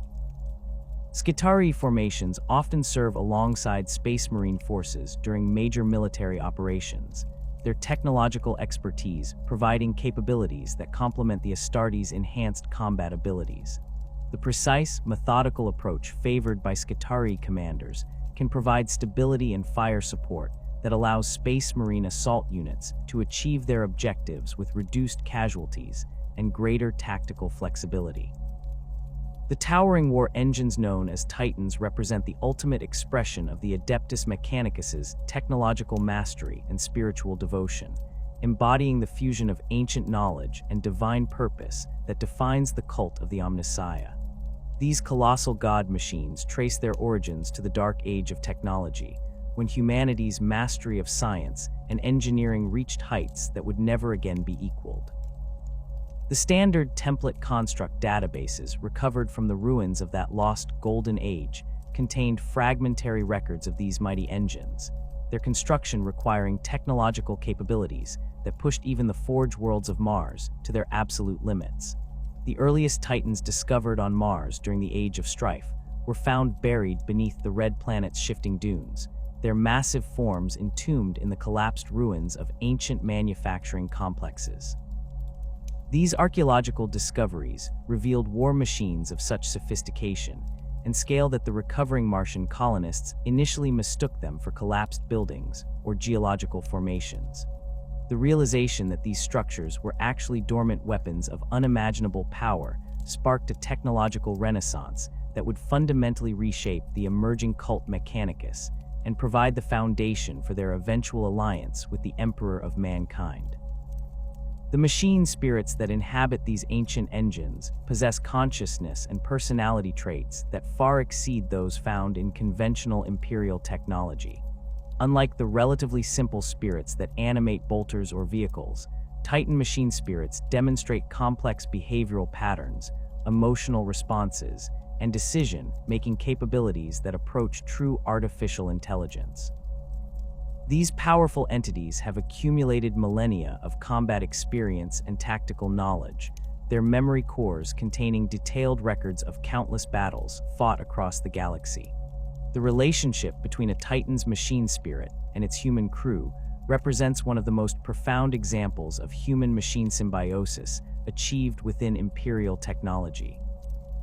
The sacred nature of Titans within Mechanicus doctrine extends far beyond their military utility, elevating these war engines to the status of divine avatars that embody the Omnissiah's power in physical form. Each Titan is consecrated through elaborate rituals that can take months to complete, involving hundreds of tech adepts working in carefully choreographed ceremonies that sanctify every component and system. The blessed oils and sacred unguents applied during these consecrations are believed to facilitate communication between the machine spirit and its human operators, while the intricate geometric patterns inscribed on the Titan's hull serve as both protective wards and channels for divine energy. The construction of new Titans requires the coordinated efforts of entire Forge worlds, their manufacturing processes consuming vast quantities of rare materials and exotic components that must be gathered from across the galaxy. The adamantium used in Titan armor plating undergoes purification rituals that remove any spiritual contamination while strengthening the molecular bonds that give the material its legendary durability. The plasma reactors that power these engines incorporate containment systems forged from materials that exist only in the cores of dying stars, their acquisition requiring dangerous expeditions to stellar phenomena that claim the lives of countless tech adepts. The smallest class of operational Titans, the Warhound Scout Titans, stand approximately 15 meters tall and serve as the reconnaissance and rapid response elements of Titan legions. Despite their designation as scout units, these engines possess firepower that exceeds most conventional military formations, their weapon systems capable of destroying entire companies of enemy armor with sustained fire.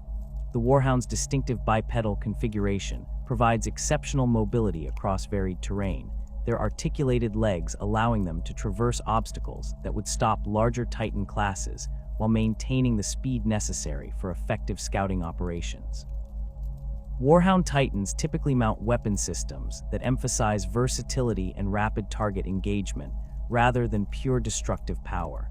The turbo laser destructors commonly fitted to these engines can engage targets across extended ranges with pinpoint accuracy, their coherent energy beams capable of penetrating heavy armor plating while maintaining sufficient power to destroy multiple targets in rapid succession. Vulcan Mega Bolters provide anti-personnel and light vehicle capability, their massive ammunition feeds allowing sustained fire that can suppress entire enemy formations while the Titan maneuvers for optimal positioning. The crew requirements for Warhound operation reflect the sophisticated nature of these war engines, with each Titan requiring a Princeps commander and a single Maserati to manage the complex systems that control movement, targeting, and weapons operation.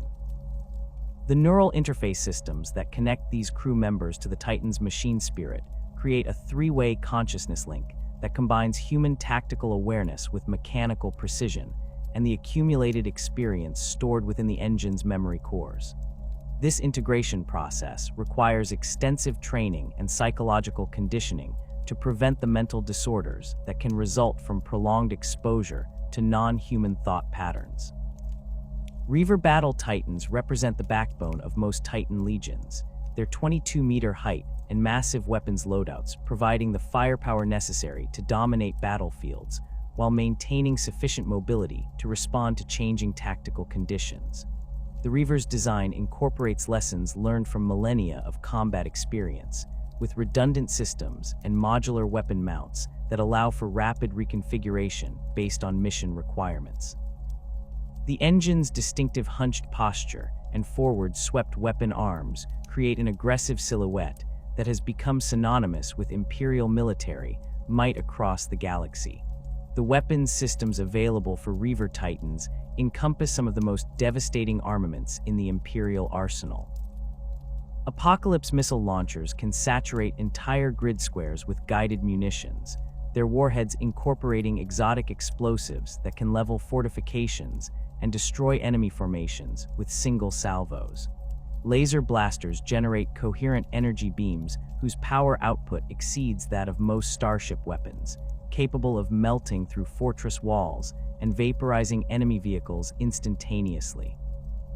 The Gatling blasters mounted on some Reaver variants fire streams of explosive shells at rates that create continuous walls of destruction, their ammunition feeds requiring dedicated servitor crews to maintain during extended engagements.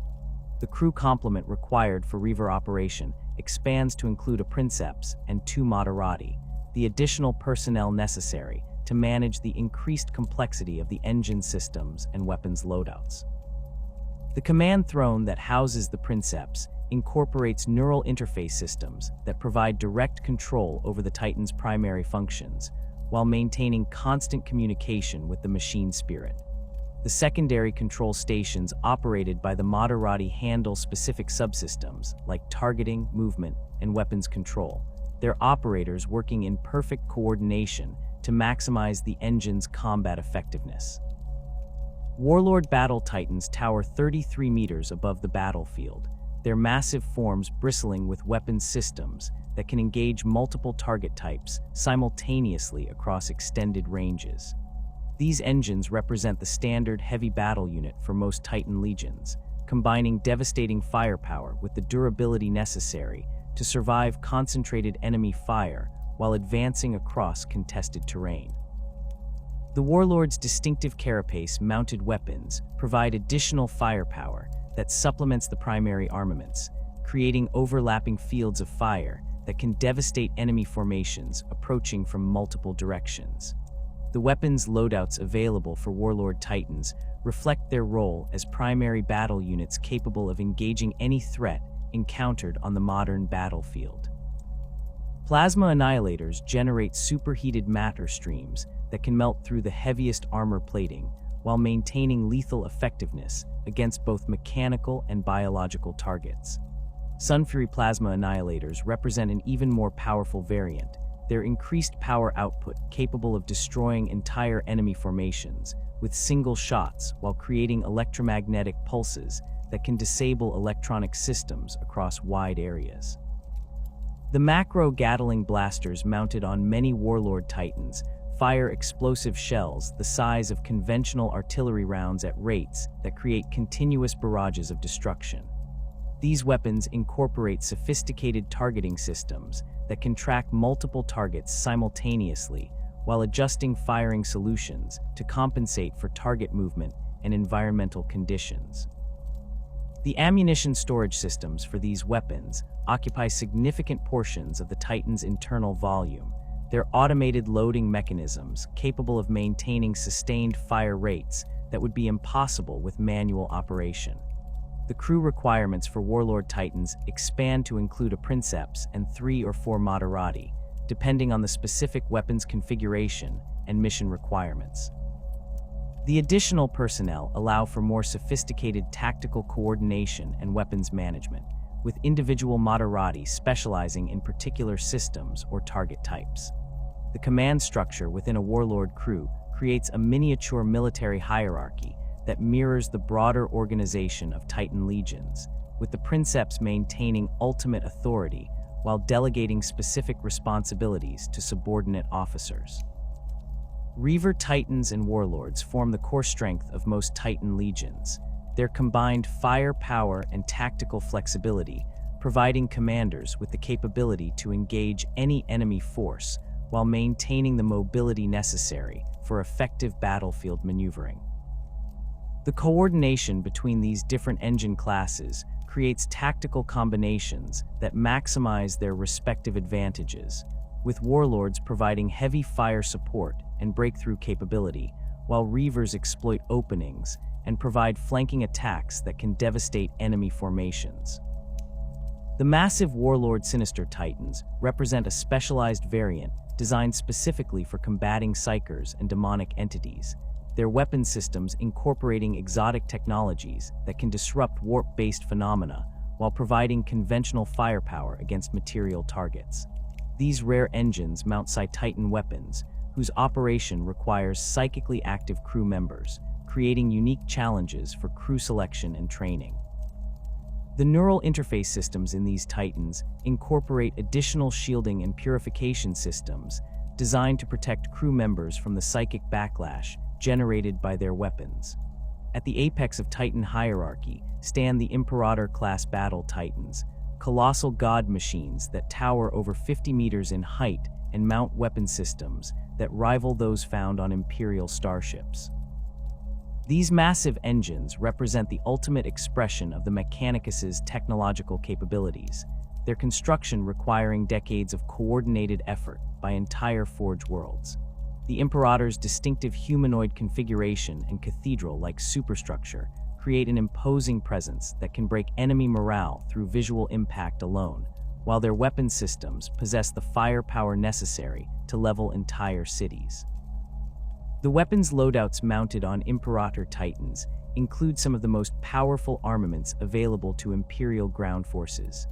Plasma annihilators of unprecedented scale can generate matter streams that rival stellar phenomena in their destructive potential, while volcano cannons fire projectiles that can penetrate fortress walls and destroy enemy formations with single shots. The defensive systems incorporated into these engines include void shields that can deflect incoming fire while maintaining the engine's offensive capability, creating mobile fortresses that can advance across any battlefield while providing fire support for accompanying forces. The crew requirements for Imperator operation expand dramatically to include dozens of personnel ranging from the command crew to specialized technicians responsible for maintaining the engine's complex systems. The Princeps of an Imperator Titan holds rank equivalent to a senior military commander, their authority extending beyond the engine itself to include coordination with supporting forces and strategic planning for major military operations. The command deck of an Imperator resembles a starship bridge, with multiple control stations and communication systems that allow the crew to coordinate with other Imperial forces while managing the engine's own operations. The selection process for Titan crew members represents one of the most rigorous and selective procedures within the Adeptus Mechanicus, identifying individuals whose psychological profiles and neural patterns make them suitable for the profound mental integration required for effective Titan operation. Potential Princeps undergo extensive evaluation that examines their leadership capabilities, tactical awareness, and mental resilience, while also testing their compatibility with Titan machine spirits through carefully controlled exposure sessions. The selection criteria emphasize individuals who can maintain their human identity while accepting the profound changes that result from neural integration with these ancient engines. The augmentation procedures that prepare selected candidates for Titan service involve the installation of specialized neural interface systems that create direct connections between human consciousness and machine spirit. These augmentations go far beyond the modifications typically employed by tech adepts, incorporating quantum processing matrices and psychic amplification systems that allow for unprecedented levels of human-machine integration. The surgical procedures required for these installations can take weeks to complete and carry significant risks of rejection or psychological damage that make the selection process even more critical. The training regimen for new Titan crew members combines technical education with spiritual preparation and practical experience that can span decades before an individual is considered ready for independent operation. Candidates must master the complex operational procedures that govern Titan systems while developing the intuitive understanding of machine spirit behavior that distinguishes truly effective crew members from merely competent operators. The most challenging aspect of this training involves learning to maintain human identity and decision-making capability while accepting the influence of the machine spirit during neural integration. The relationship between princeps and moderati creates a unique command structure that combines military hierarchy with the intimate cooperation necessary for effective neural interface operation. The princeps maintains ultimate authority over tactical decisions and strategic planning, while relying on their moderati to manage specific systems and provide specialized expertise. This relationship requires absolute trust and communication, as the neural links that connect crew members create shared consciousness experiences that can blur individual identity boundaries during intense combat operations. The psychological challenges faced by Titan crew members include the gradual erosion of human identity that results from prolonged exposure to machine spirit consciousness patterns. Many veteran crew members report experiencing memories and thought patterns that originate from their Titan's machine spirit, while some develop behavioral characteristics that reflect the personality traits of their engine.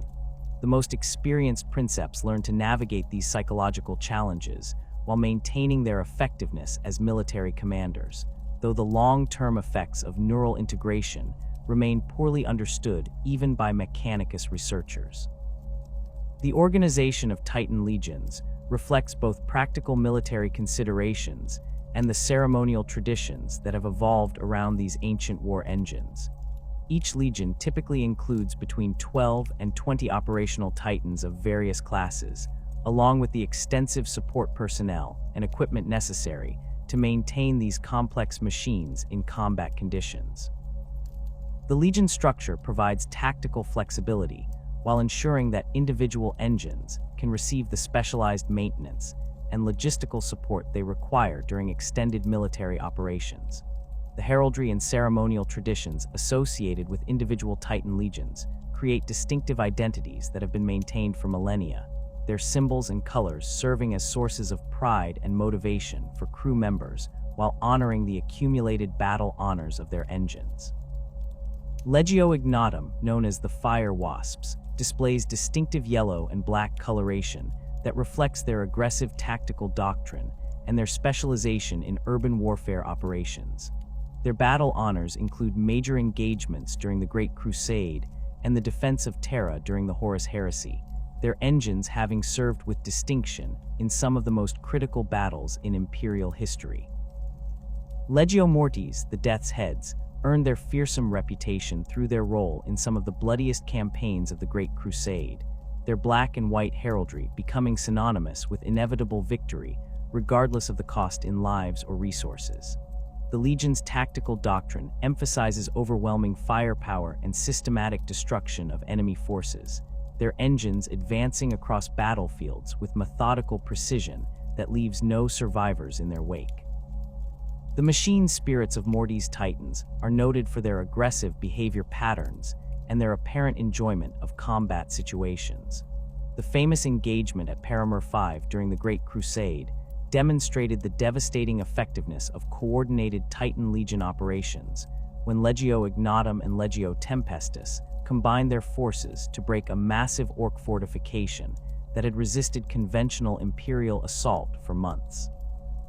The coordinated barrage from dozens of Titan weapon systems created a firestorm that consumed the entire orc stronghold, while the advancing engines systematically eliminated remaining resistance with precision fire that left no enemy forces capable of organized resistance.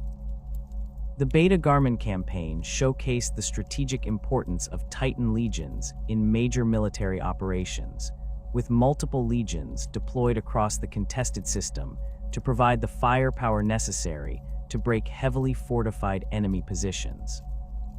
The coordination required for these operations involved complex logistics networks that could maintain dozens of Titans in combat readiness, while providing the ammunition and fuel necessary for sustained operations across multiple worlds simultaneously.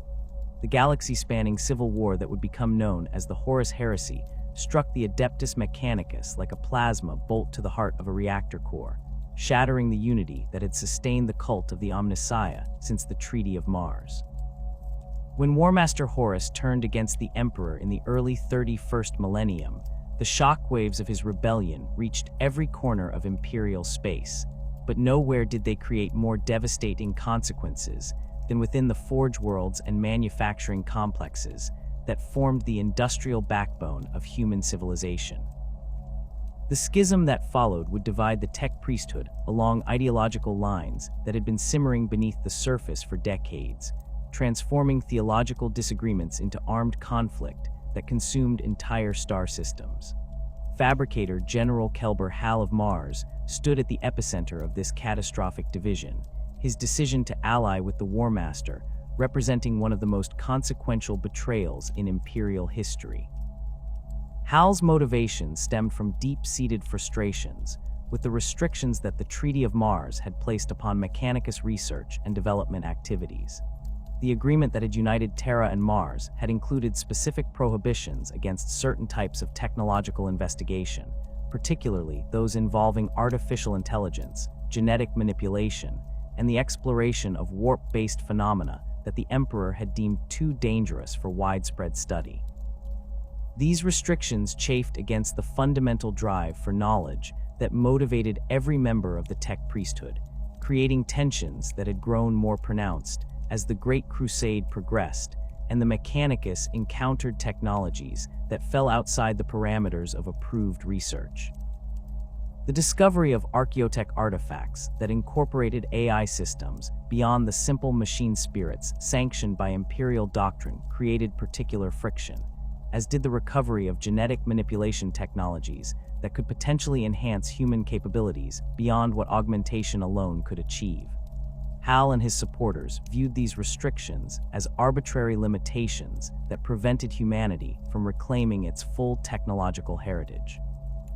The War Master's approach to the Fabricator General demonstrated the same political sophistication that Horus had employed in subverting other imperial institutions, offering promises of unrestricted research and access to technologies that had been forbidden under the current imperial administration. The rebel War Master presented himself as a liberator who would free the Mechanicus from the constraints imposed by an emperor whose understanding of technology remained fundamentally limited by his biological origins. These arguments resonated powerfully with tech adepts who had spent decades watching valuable research opportunities pass unexplored due to imperial prohibitions. The theological dimension of Hal's rebellion proved equally significant in fracturing Mechanicus unity, as the Fabricator General began to question the fundamental doctrine that identified the Emperor as the Omnissiah. This challenge to core Mechanicus beliefs created a crisis of faith that reverberated throughout the tech priesthood, forcing individual adepts to choose between their loyalty to established doctrine and their commitment to the pursuit of knowledge. Hal argued that the Emperor's restrictions on technological development proved that he could not truly be the Omnissiah, as the divine embodiment of all knowledge would never limit the search for understanding. The rebellion began in earnest when Hal issued the Proclamation of Technological Liberation, a document that declared the Mechanicus free from imperial restrictions on research and development, while formally allying the Forge worlds under his control with Horus's rebellion. This proclamation spread throughout Mechanicus communication networks with unprecedented speed, its binary cant transmissions reaching Forge worlds across the galaxy within days of its initial broadcast. The response varied dramatically between different facilities, with some tech adepts embracing the promise of unrestricted research, while others recoiled from what they viewed as heretical deviation from established doctrine. The Forge worlds that declared for Horus did so for a variety of reasons that reflected the complex motivations driving different segments of the tech priesthood. Some facilities were swayed by the promise of access to forbidden technologies, while others were motivated by long-standing grievances against Mars's hierarchical control over their operations. The Forge world of Lucius declared for the rebellion after its Fabricator locum, received assurances that the world would be granted greater autonomy in its manufacturing decisions, while Rise's allegiance was secured through promises of access to plasma technologies that had been restricted under imperial oversight. The Loyalist response to Hal's rebellion was immediate and decisive, with numerous forge worlds declaring their continued allegiance to the Emperor and the orthodox interpretation of Mechanicus doctrine.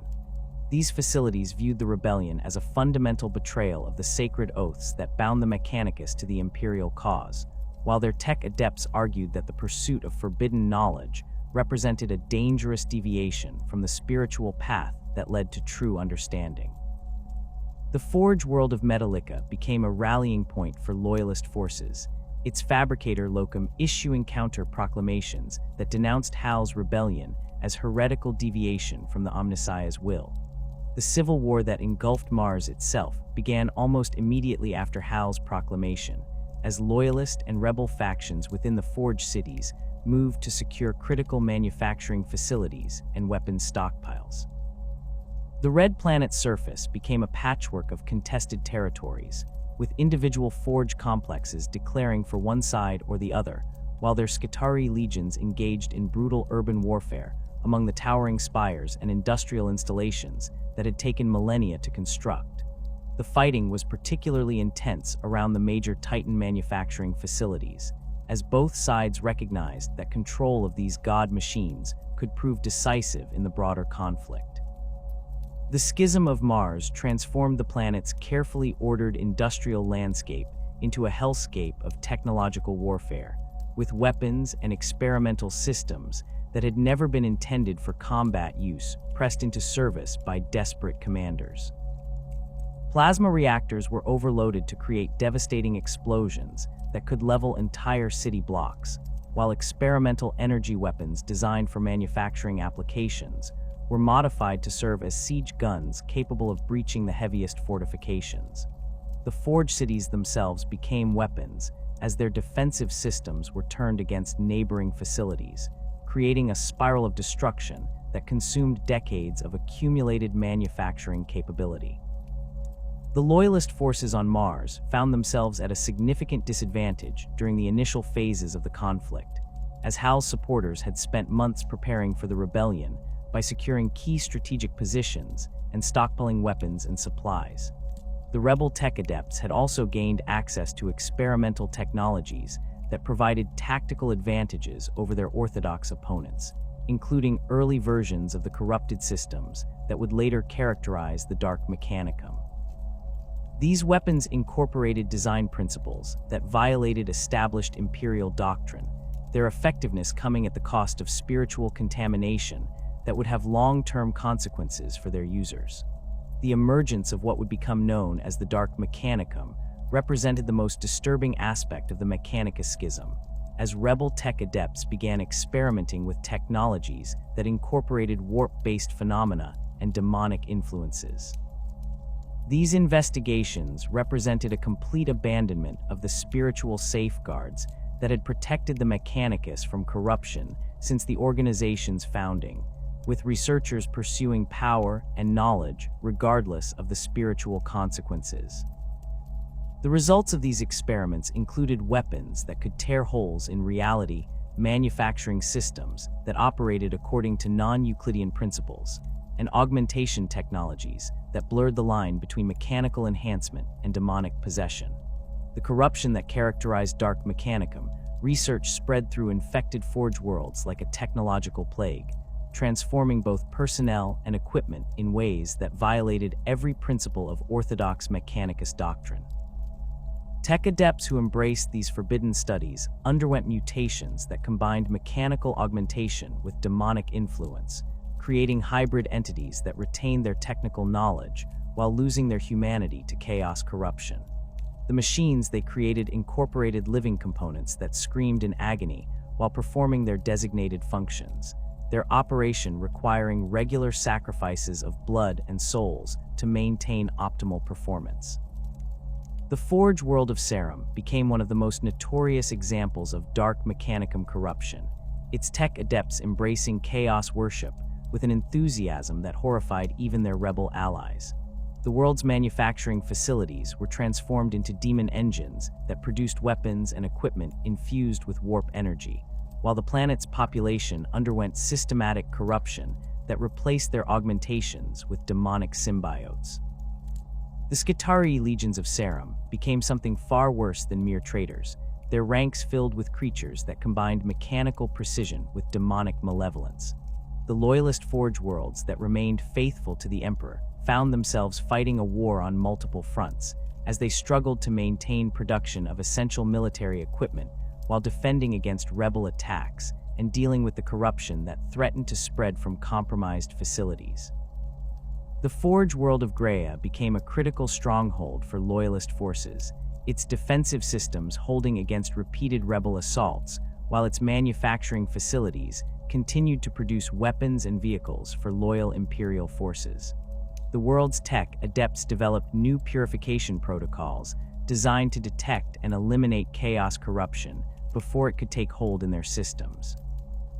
The Titan legions that served the various Forge worlds found themselves divided along the same lines as their parent organizations, with some legions declaring for the rebellion, while others remained loyal to the Emperor.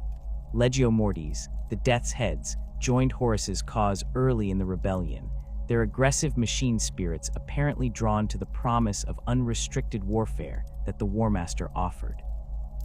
The Legion's Titans underwent modifications that incorporated forbidden technologies, their weapons systems enhanced with warp-based components that increased their destructive power while corrupting their machine spirits with demonic influence. Legio Ignatum faced internal division as individual engines chose different sides in the conflict, creating the unprecedented situation of Titans from the same legion engaging each other in combat. The Fire Wasp's traditional unity fractured along ideological lines, with some princeps embracing Hal's vision of technological liberation, while others remained committed to their oaths of loyalty to the Emperor. The resulting battles between former Legion mates created some of the most tragic episodes of the entire Civil War, as engines that had fought together for centuries turned their weapons against each other. The loyalist legions that remained faithful to the Emperor found themselves outnumbered and outgunned as the rebellion progressed, forcing them to develop new tactical doctrines that could compensate for their numerical disadvantage. Legio Tempestus adapted their traditional assault tactics to emphasize hit-and-run attacks that could exploit the corruption-induced instabilities in rebel Titan systems, while Legio Graphonicus developed specialized ammunition types designed to disrupt the warp-based enhancements that characterized Dark Mechanicum war engines.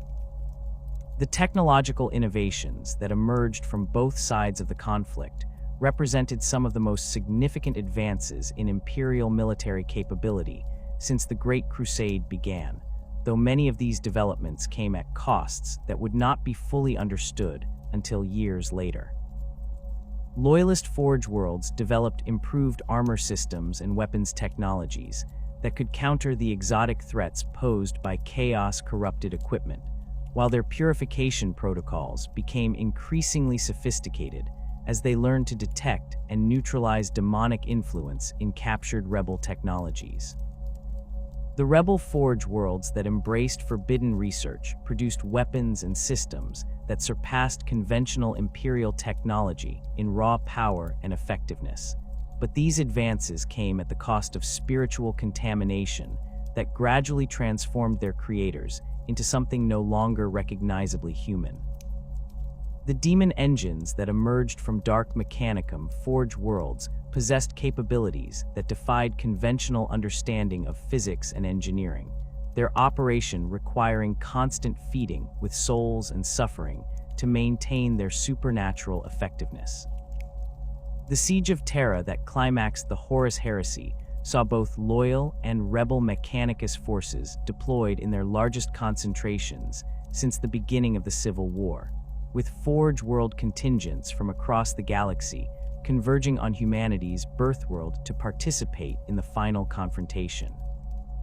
The Loyalist defenders included Titan legions and Skitarii formations that had fought their way across half the galaxy to reach Terra, their ranks depleted by years of constant warfare, but their determination strengthened by their proximity to the Golden Throne and the Emperor himself. The rebel forces that participated in the siege included some of the most corrupted elements of the Dark Mechanicum, their ranks filled with demon engines and corrupted war machines that represented the ultimate expression of forbidden technological research. These forces brought weapons that could tear holes in reality and manufacturing systems that produced ammunition from the screams of tortured souls, their mere presence on Terra's surface creating zones of technological corruption that required extensive purification efforts to cleanse. The aftermath of the heresy left the Adeptus Mechanicus permanently scarred by the divisions that had torn the organization apart, with entire forge worlds lost to chaos, corruption, and vast amounts of technological knowledge destroyed in the fighting. The survivors faced the monumental task of rebuilding their organization while implementing safeguards that could prevent future corruption, leading to the development of increasingly rigid doctrines and purification protocols that would characterize the post-heresy Mechanicus. The price of unity had been paid in the blood of countless tech adepts and the destruction of irreplaceable technological artifacts, creating wounds that would never fully heal. The devastation wrought by the Horus heresy had left the Adeptus Mechanicus with gaping wounds that would take millennia to heal, but even as the Forge worlds struggled to rebuild their shattered infrastructure and purge the lingering taint of chaos corruption, the fundamental drive that had sustained the cult of the Omnissiah since its inception remained undiminished. The quest for knowledge, the sacred duty to recover and preserve humanity's lost technological heritage, demanded that the Mechanicus look beyond the immediate needs of reconstruction toward the vast expanse of the galaxy, where countless worlds held the promise of archaeotech discoveries and standard template construct fragments that could restore what had been lost during the Civil War. The explorator fleets that emerged from the Forge worlds in the aftermath of the heresy represented a synthesis of military necessity and scientific ambition, their mission parameters encompassing both the recovery of lost technologies and the expansion of imperial influence into regions that had remained unexplored since the dark age of technology. These expeditions required careful planning and extensive resources, as they would operate far from established supply lines and support networks while facing unknown threats that could range from hostile xeno-civilizations to the corrupted remnants of human colonies that had fallen to chaos during the Age of Strife. The mandate that governed explorator operations stemmed directly from the most fundamental doctrines of the cult Mechanicus, establishing the recovery of STC patterns and archaeotech artifacts as a sacred duty that took precedence over almost all other considerations. This theological framework elevated exploration from mere scientific curiosity to religious obligation, with successful discoveries viewed as divine revelations that brought the Mechanicus closer to understanding the Omnissiah's infinite knowledge. The Fabricator General of Mars issued formal decrees that granted explorator expeditions unprecedented authority to requisition resources and personnel from any Forge world, while their commanders received doctrinal immunity that protected them from censure when pursuing promising leads that might otherwise violate standard Imperial protocols. The composition of explorator fleets reflected the complex requirements of their mission, combining military capabilities sufficient to establish dominance over hostile worlds with the specialized scientific equipment necessary to identify, extract, and analyze technological artifacts. The core of each expedition centered around an Ark Mechanicus, a massive vessel that served simultaneously as command ship, mobile forge complex, and repository for recovered technologies. These ancient ships represented some of the most sophisticated vessels in Imperial service, their hulls incorporating technologies that predated the Imperium itself, while their internal spaces had been extensively modified to accommodate the specialized requirements of long-range exploration. The Ark Mechanicus Speranza exemplified the capabilities that these vessels brought to explorator operations, its massive hull stretching nearly 20 kilometers from prow to stern while mounting weapons systems that could engage entire enemy fleets. The ship's internal structure resembled a mobile city more than a conventional starship, with vast manufacturing bays capable of producing everything from basic supplies to complex technological components, while its research laboratories incorporated containment systems designed to safely study the most dangerous archaeotech artifacts. The vessel's machine spirit possessed consciousness patterns that approached true artificial intelligence, its accumulated knowledge spanning millennia of exploration and discovery across the galaxy's most remote regions. The crew complement aboard an Arch Mechanicus typically numbered in the hundreds of thousands, ranging from Senior Magos Explorator, who directed the expedition's scientific activities, to vast numbers of servitors and tech, adepts responsible for maintaining the ship's complex systems. The command hierarchy reflected both military and scientific considerations, with the expedition's overall commander holding the rank of Magos Dominus Explorator, while specialized departments focused on xenoarchaeology, technological analysis, and the cataloging of discovered artifacts. The ship's tech adept population included representatives from multiple Forge worlds, their diverse specializations ensuring that the expedition could respond effectively to whatever technological mysteries they encountered. Supporting the Arch Mechanicus were flotillas of smaller vessels that provided military escort, logistical support, and specialized capabilities tailored to specific aspects of exploration activities. Sword-class frigates and Firestorm-class frigates formed the backbone of most expedition escort forces, their speed and maneuverability making them ideal for reconnaissance missions and the rapid response to emerging threats. These vessels incorporated enhanced sensor arrays and communication systems that could maintain contact with the main expedition across interstellar distances while gathering intelligence about potential targets for detailed investigation. The relationship between explorator fleets and rogue trader dynasties represented one of the most significant partnerships in Imperial exploration activities, combining the Mechanicus's technological expertise with the traders' legal authority and commercial resources.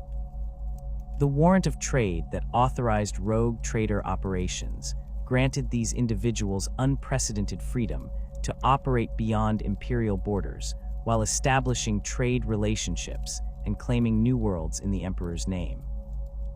The alliance between explorators and rogue traders created synergies that benefited both parties, with the Mechanicus gaining access to the traders' extensive intelligence networks and commercial contacts, while providing technological support and military capabilities that enhanced the traders' effectiveness.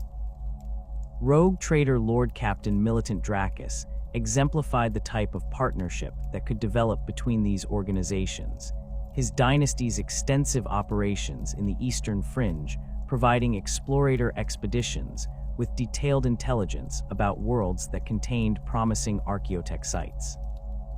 The traders' commercial activities had identified numerous locations where ancient human settlements might contain SDC fragments or other technological artifacts, while his military forces could provide additional security for explorator operations in regions where Imperial authority remained tenuous. In exchange, the Mechanicus provided the trader with access to advanced technologies and manufacturing capabilities that gave his commercial ventures significant advantages over competitors. The intelligence gathering that preceded major explorator expeditions involved extensive analysis of historical records, astronomical surveys, and reports from other Imperial organizations that might have encountered relevant information during their own operations.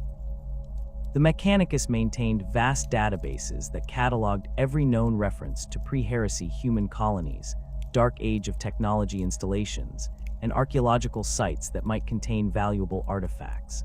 These records incorporated information from sources ranging from Space Marine chapter archives to administratum colonial surveys, creating comprehensive profiles of potential targets that could guide expedition planning and resource allocation. The process of target selection required careful evaluation of multiple factors, including the probability of significant discoveries, the level of military threat likely to be encountered, and the logistical challenges involved in reaching and exploring specific locations.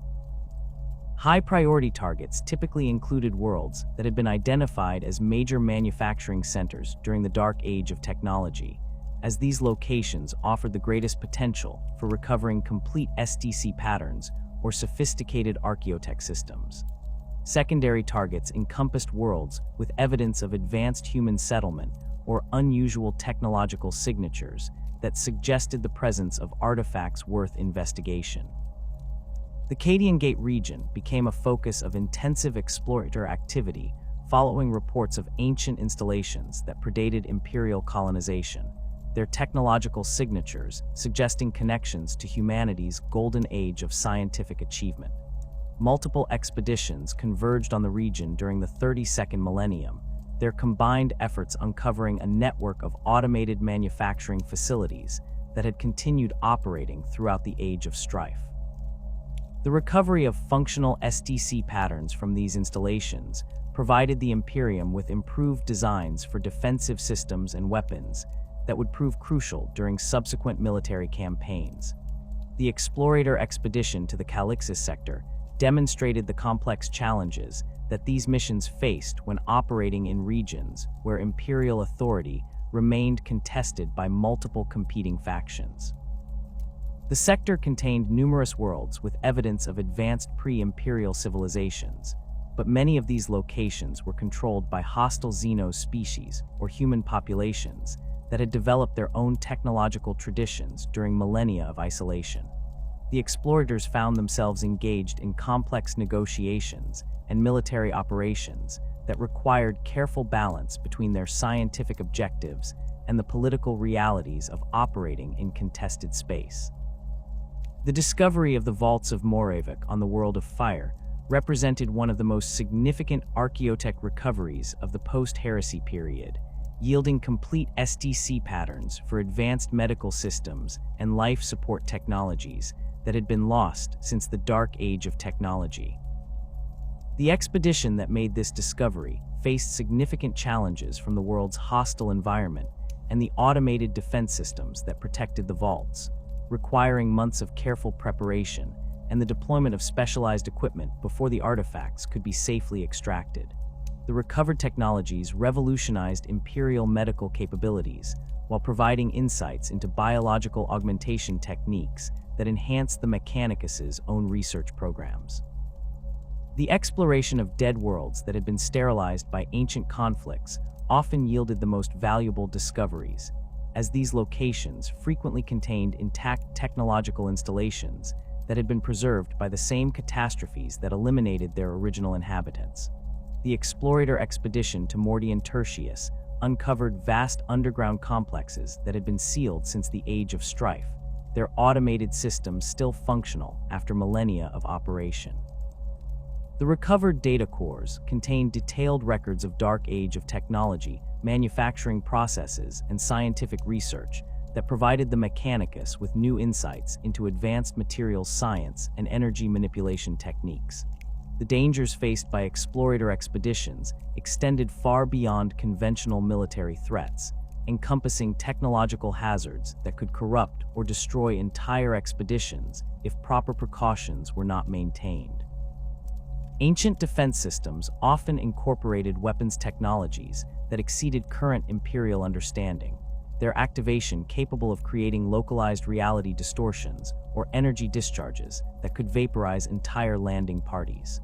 The expedition to Xerion Prime encountered automated guardians that employed temporal manipulation weapons, their attacks aging victims to dust within seconds while creating chronological anomalies that persisted for months after the initial engagement.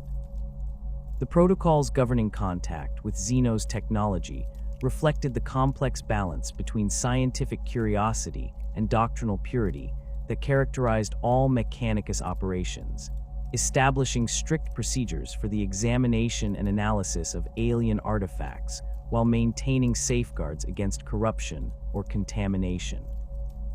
Explorator expeditions carried specialized containment equipment designed to isolate potentially dangerous Xenos technologies, while their tech-adept personnel underwent extensive purification rituals before and after exposure to alien systems. The knowledge gained from these encounters often provided valuable insights into alternative approaches to technological development, though such information required careful theological evaluation before it could be incorporated into orthodox Mechanicus doctrine. The encounter between Explorator Fleet Sigma-7 and the Tau Empire's technological systems provided one of the most comprehensive examples of Xeno's technology analysis conducted by Imperial forces, yielding detailed intelligence about alien manufacturing processes and weapons design principles. The expedition's tech adepts spent months studying captured Tau equipment, their analysis revealing sophisticated approaches to energy manipulation and materials science that differed significantly from human technological traditions. While the alien origin of these technologies prevented their direct adoption, the insights gained from their study contributed to improvements in Imperial systems and manufacturing processes. The discovery of corrupted archaeotech presented particularly complex challenges for explorator expeditions, as these artifacts often retained their original functionality while incorporating chaos influence that could spread to other systems if proper containment procedures were not maintained. The expedition to the Forge world of Lucius encountered manufacturing systems that had been tainted by warp energy during the Horus Heresy, their continued operation producing weapons and equipment that appeared normal but carried subtle corruptions that could influence their users over time. The purification of these systems required months of ritual cleansing and the complete replacement of contaminated components before they could be safely studied. The forbidden knowledge that explorator expeditions sometimes encountered forced their commanders to make difficult decisions about whether to pursue potentially valuable discoveries that violated established Imperial doctrine. The expedition to the world of Zurath discovered intact artificial intelligence systems that had survived since the dark age of technology, their continued function offering unprecedented opportunities to study pre-Imperial computing technologies. However, the Imperial prohibition against AI research created a theological crisis that required direct intervention from the Fabricator General before the expedition could proceed with their investigation under carefully controlled conditions. The logistical challenges involved in maintaining explorator expeditions across interstellar distances required sophisticated supply networks and support systems that could function independently of established Imperial infrastructure. Expeditions typically carried manufacturing equipment capable of producing essential supplies and replacement parts, while their Arch Mechanicus vessels incorporated recycling systems that could process waste materials into useful components. The most successful expeditions established temporary bases on suitable worlds that could serve as staging areas for extended operations, while providing secure storage for recovered artifacts awaiting transport to Forge worlds. The cataloging and analysis of recovered technologies represented one of the most time-consuming aspects of explorator operations, requiring detailed examination of each artifact to determine its function, origin, and potential applications. The process typically began with comprehensive scanning using advanced sensor systems that could analyze molecular structure and energy patterns without direct contact, followed by increasingly detailed investigation as the artifact's safety and significance became apparent. Complete analysis of major discoveries often required years of study by teams of specialists working in secure facilities, equipped with the most sophisticated analytical equipment available to the Mechanicus. The integration of recovered technologies into Imperial manufacturing systems required careful evaluation of their compatibility with existing production methods and their strategic value relative to the resources required for implementation. Simple improvements to existing designs could often be incorporated quickly into Forge world production lines, while revolutionary technologies might require the construction of entirely new manufacturing facilities and the training of specialized personnel. The most significant discoveries sometimes necessitated the establishment of new Forge worlds dedicated specifically to the production and study of recovered technologies. The competition between different Forge worlds for access to the most valuable discoveries created complex political dynamics within explorator operations, as individual facilities sought to secure exclusive rights to technologies that could enhance their own capabilities and prestige. The Fabricator General's office maintained strict oversight of artifact distribution to prevent conflicts between Forge worlds, while ensuring that recovered technologies were allocated according to strategic priorities and manufacturing capabilities. The most sensitive discoveries were often retained on Mars itself, where they could be studied under maximum security, while their implications for Imperial doctrine and strategy were carefully evaluated.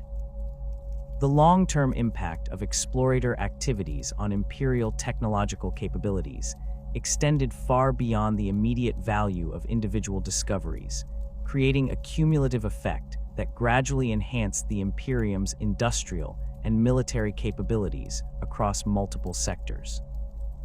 The steady accumulation of recovered STC patterns and archaeotech systems provided the foundation for technological improvements that strengthened Imperial forces while reducing their dependence on irreplaceable Dark Age of technology artifacts. The knowledge gained from studying alien technologies and corrupted systems contributed to the development of better defensive measures and purification techniques that enhanced the Mechanicus' ability to operate safely in hostile environments.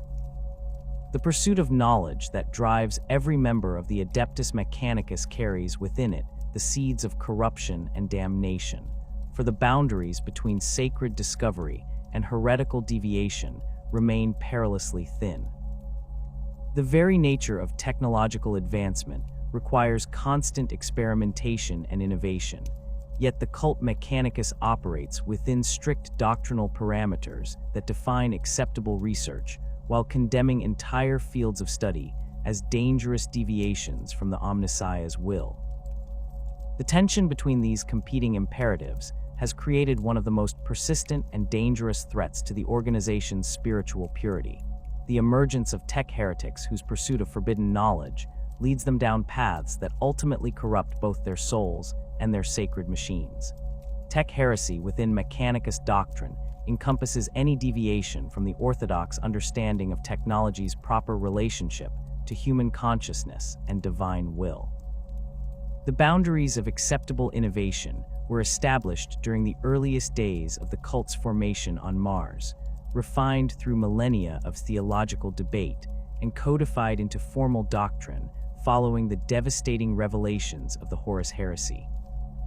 These restrictions encompass several categories of forbidden research, each representing a different type of spiritual contamination that threatens to corrupt the tech adept's relationship with the Omnissiah, while potentially spreading its taint to others through infected technologies and corrupted knowledge.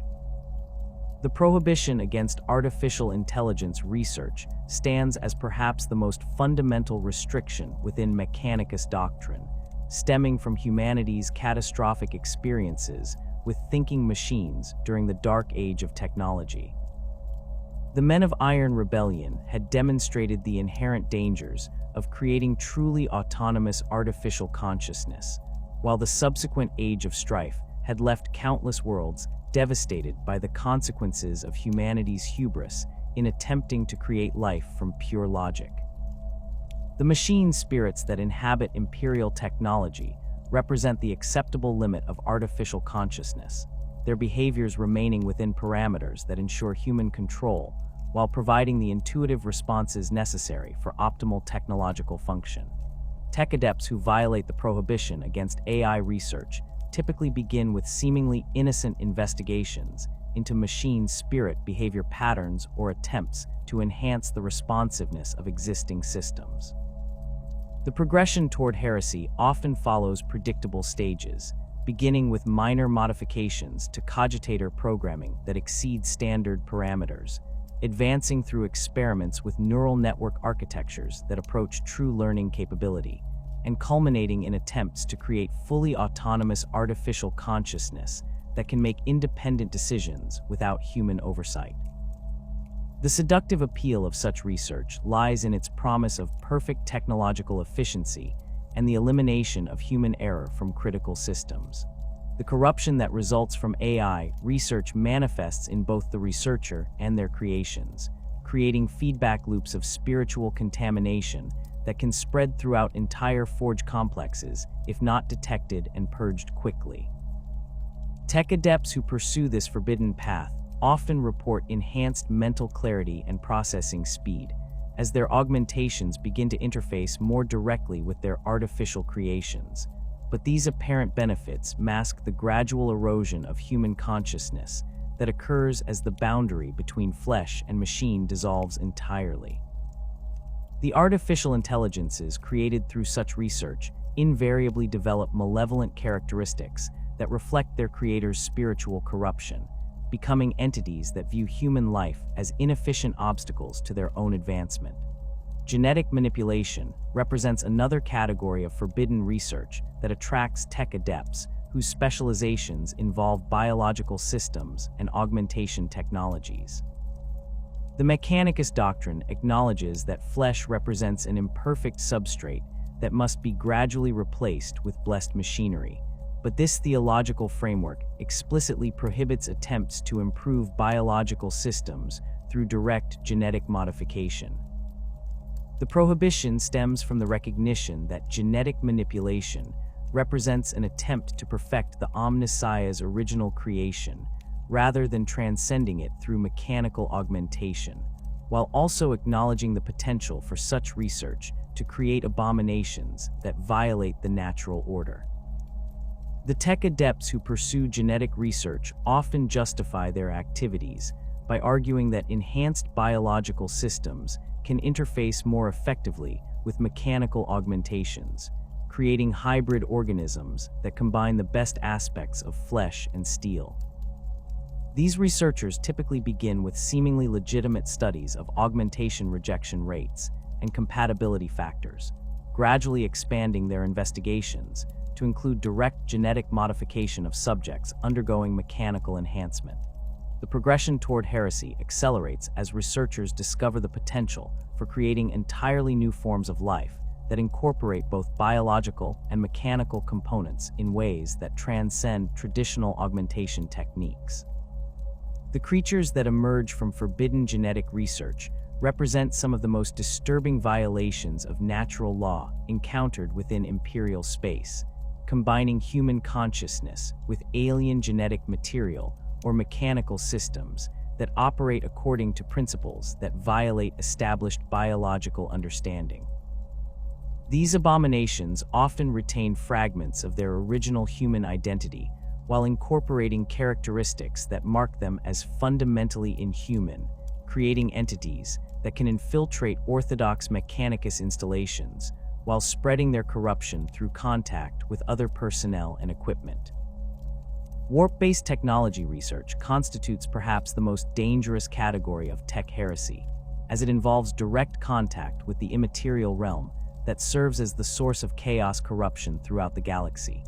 The Imperial prohibition against warp technology research stems from the recognition that the Imperium represents a realm of pure spiritual energy that can corrupt any material object or conscious entity exposed to its influence without proper protection. The few sanctioned applications of warp technology, such as Geller field generators and astropathic communication systems, operate within carefully controlled parameters that limit exposure while providing essential capabilities for Imperial operations. Tech adepts who violate the prohibition against warp research typically begin their investigations with studies of existing sanctioned technologies, seeking to understand the principles that govern their operation while identifying potential improvements or alternative applications. The seductive appeal of warp-based systems lies in their apparent ability to transcend conventional physical limitations, offering solutions to engineering problems that cannot be resolved through purely material means. The progression toward heresy often involves attempts to create more efficient warp interfaces or to develop entirely new applications that exploit the Imperium's reality-altering properties. The corruption that results from unsanctioned warp research spreads rapidly through both personnel and equipment, creating zones of spiritual contamination that can persist for centuries after the original research has been terminated. Tech adepts who pursue this forbidden path often report enhanced capabilities and insights that seem to validate their research, but these apparent benefits mask the gradual infiltration of demonic influence that ultimately transforms both researcher and creation into servants of chaos. The technologies produced through warp-based research frequently incorporate living components that scream in agony while performing their designated functions, their operation requiring regular sacrifices to maintain optimal performance. The internal security apparatus that monitors Mechanicus installations for signs of heretical research operates through a network of specialized organizations and individuals whose authority transcends normal hierarchical boundaries. The most visible component of this system consists of the tech-priest investigators who conduct formal inquiries into suspected violations of doctrinal restrictions, their augmentations including specialized detection systems that can identify the spiritual contamination associated with forbidden research. These investigators possess extensive knowledge of heretical research patterns and the authority to requisition resources and personnel from any Mechanicus installation while conducting their inquiries. Tech-priest investigators typically operate in small teams that combine different areas of expertise, ensuring that suspected heretics cannot exploit specialized knowledge to conceal their activities from detection. The investigation process begins with detailed analysis of research records and equipment logs, identifying patterns of resource allocation and experimental procedures that suggest deviation from orthodox practices. The investigators employ sophisticated analytical techniques that can detect traces of forbidden materials or energy signatures associated with prohibited research, while their augmented sensory systems can identify the subtle behavioral changes that often accompany spiritual corruption. The Ordo Hereticus maintains its own agents within major Mechanicus installations, their presence serving as an additional layer of security against the spread of tech heresy beyond the organization's internal boundaries. These Inquisition operatives possess the authority to investigate and prosecute cases that involve potential threats to Imperial security, their jurisdiction extending to situations where heretical research might compromise military operations or threaten civilian populations. The relationship between Inquisition agents and Mechanicus security forces requires careful coordination to prevent conflicts of authority while ensuring that all potential threats receive appropriate attention. The detection of tech heresy often proves challenging due to the sophisticated methods that experienced researchers employ to conceal their activities from routine monitoring systems. Heretical tech adepts typically establish legitimate research programs that provide cover for their forbidden investigations, using orthodox projects to justify resource requisitions and equipment modifications, while conducting their actual research in hidden laboratories or during off-shift periods when oversight is minimal. The most dangerous heretics often hold positions of significant authority within the Mechanicus hierarchy, their status providing protection from casual investigation, while granting access to resources and personnel that facilitate their corrupted research. The behavioral patterns associated with tech heresy provide experienced investigators with reliable indicators of potential violations, though the detection of these signs requires careful observation and analysis over extended periods. Tech adepts who pursue forbidden research often display increasing isolation from their colleagues, preferring to work alone on projects that they claim require specialized knowledge or security clearance. Their augmentation patterns may deviate from standard configurations, incorporating experimental components that provide enhanced capabilities while marking their users as potential security risks. The equipment modifications that accompany heretical research create detectable signatures that trained investigators can identify through systematic inspection of research facilities and personal augmentations. Forbidden research typically requires specialized tools and materials that cannot be obtained through normal supply channels, forcing heretical tech adepts to either fabricate their own equipment or establish covert procurement networks that leave traces in logistical records. The energy signatures produced by prohibited technologies often differ significantly from those associated with orthodox systems, creating electromagnetic anomalies that can be detected by properly calibrated monitoring equipment. Mago's Hirtek Vihalan Fex represented one of the most notorious examples of high-ranking tech heresy in Imperial history, his research into forbidden AI technologies ultimately leading to the corruption of an entire Forge world before his activities were discovered and terminated. Fex had spent decades building a network of collaborators and sympathizers within the Forge world of Metallica, using his position as a senior researcher to establish legitimate cover for increasingly dangerous experiments with artificial consciousness. His ultimate goal involved the creation of a hybrid AI-human consciousness that would combine the processing power of artificial intelligence with the creative capabilities of human thought, a project that required extensive research into both prohibited technologies and unsanctioned augmentation procedures. The investigation that ultimately exposed Fex's activities began when routine monitoring detected unusual energy signatures emanating from his research facility, patterns that suggested the presence of autonomous systems operating beyond normal parameters. The initial inquiry revealed evidence of unauthorized equipment modifications and resource diversions that indicated research activities exceeding his official mandate.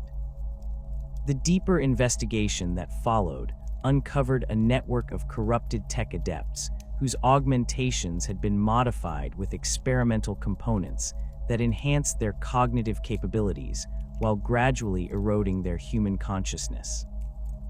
The purification of Metallica following Fex's exposure required months of intensive investigation and cleansing operations that ultimately resulted in the termination of over 300 tech adepts whose involvement in the heretical research had corrupted them beyond redemption. The Forge world's production capacity was severely compromised during the purification process, as entire manufacturing complexes required complete dismantling and reconstruction to eliminate the spiritual contamination that had spread through their systems.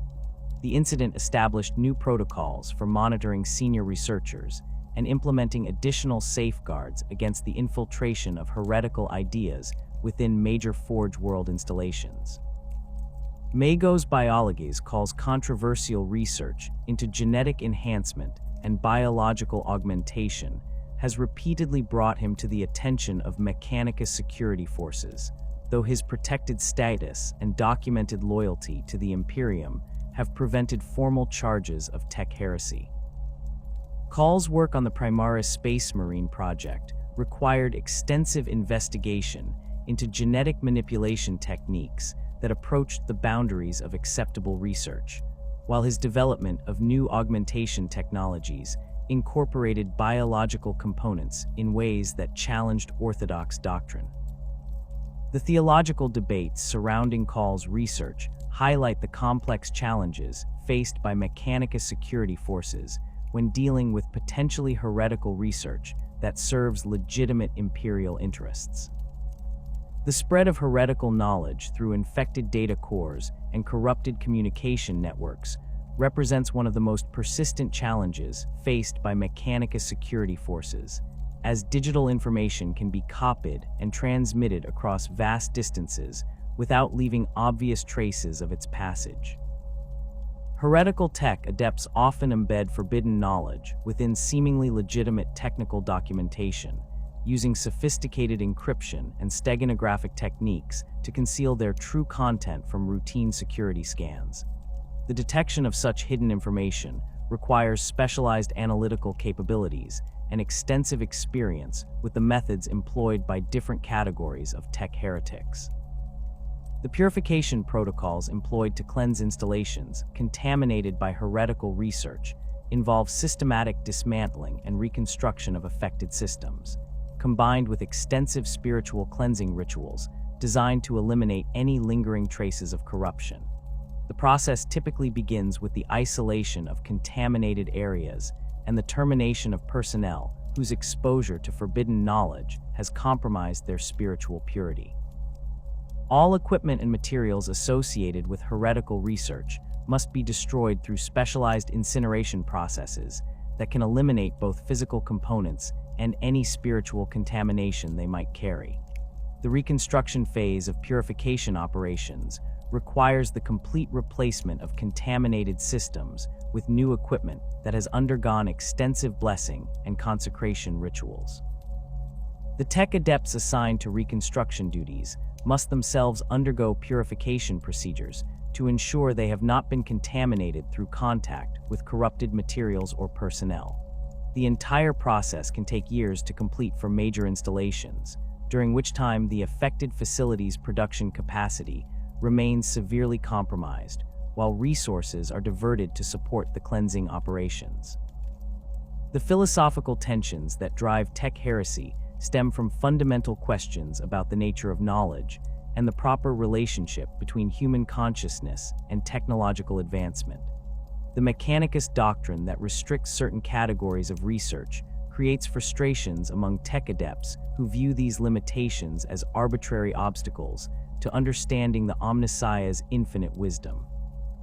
The most dangerous heretics often begin as legitimate researchers whose dedication to knowledge leads them to question whether any restrictions on understanding can truly serve the divine will, a philosophical position that gradually erodes their commitment to orthodox doctrine.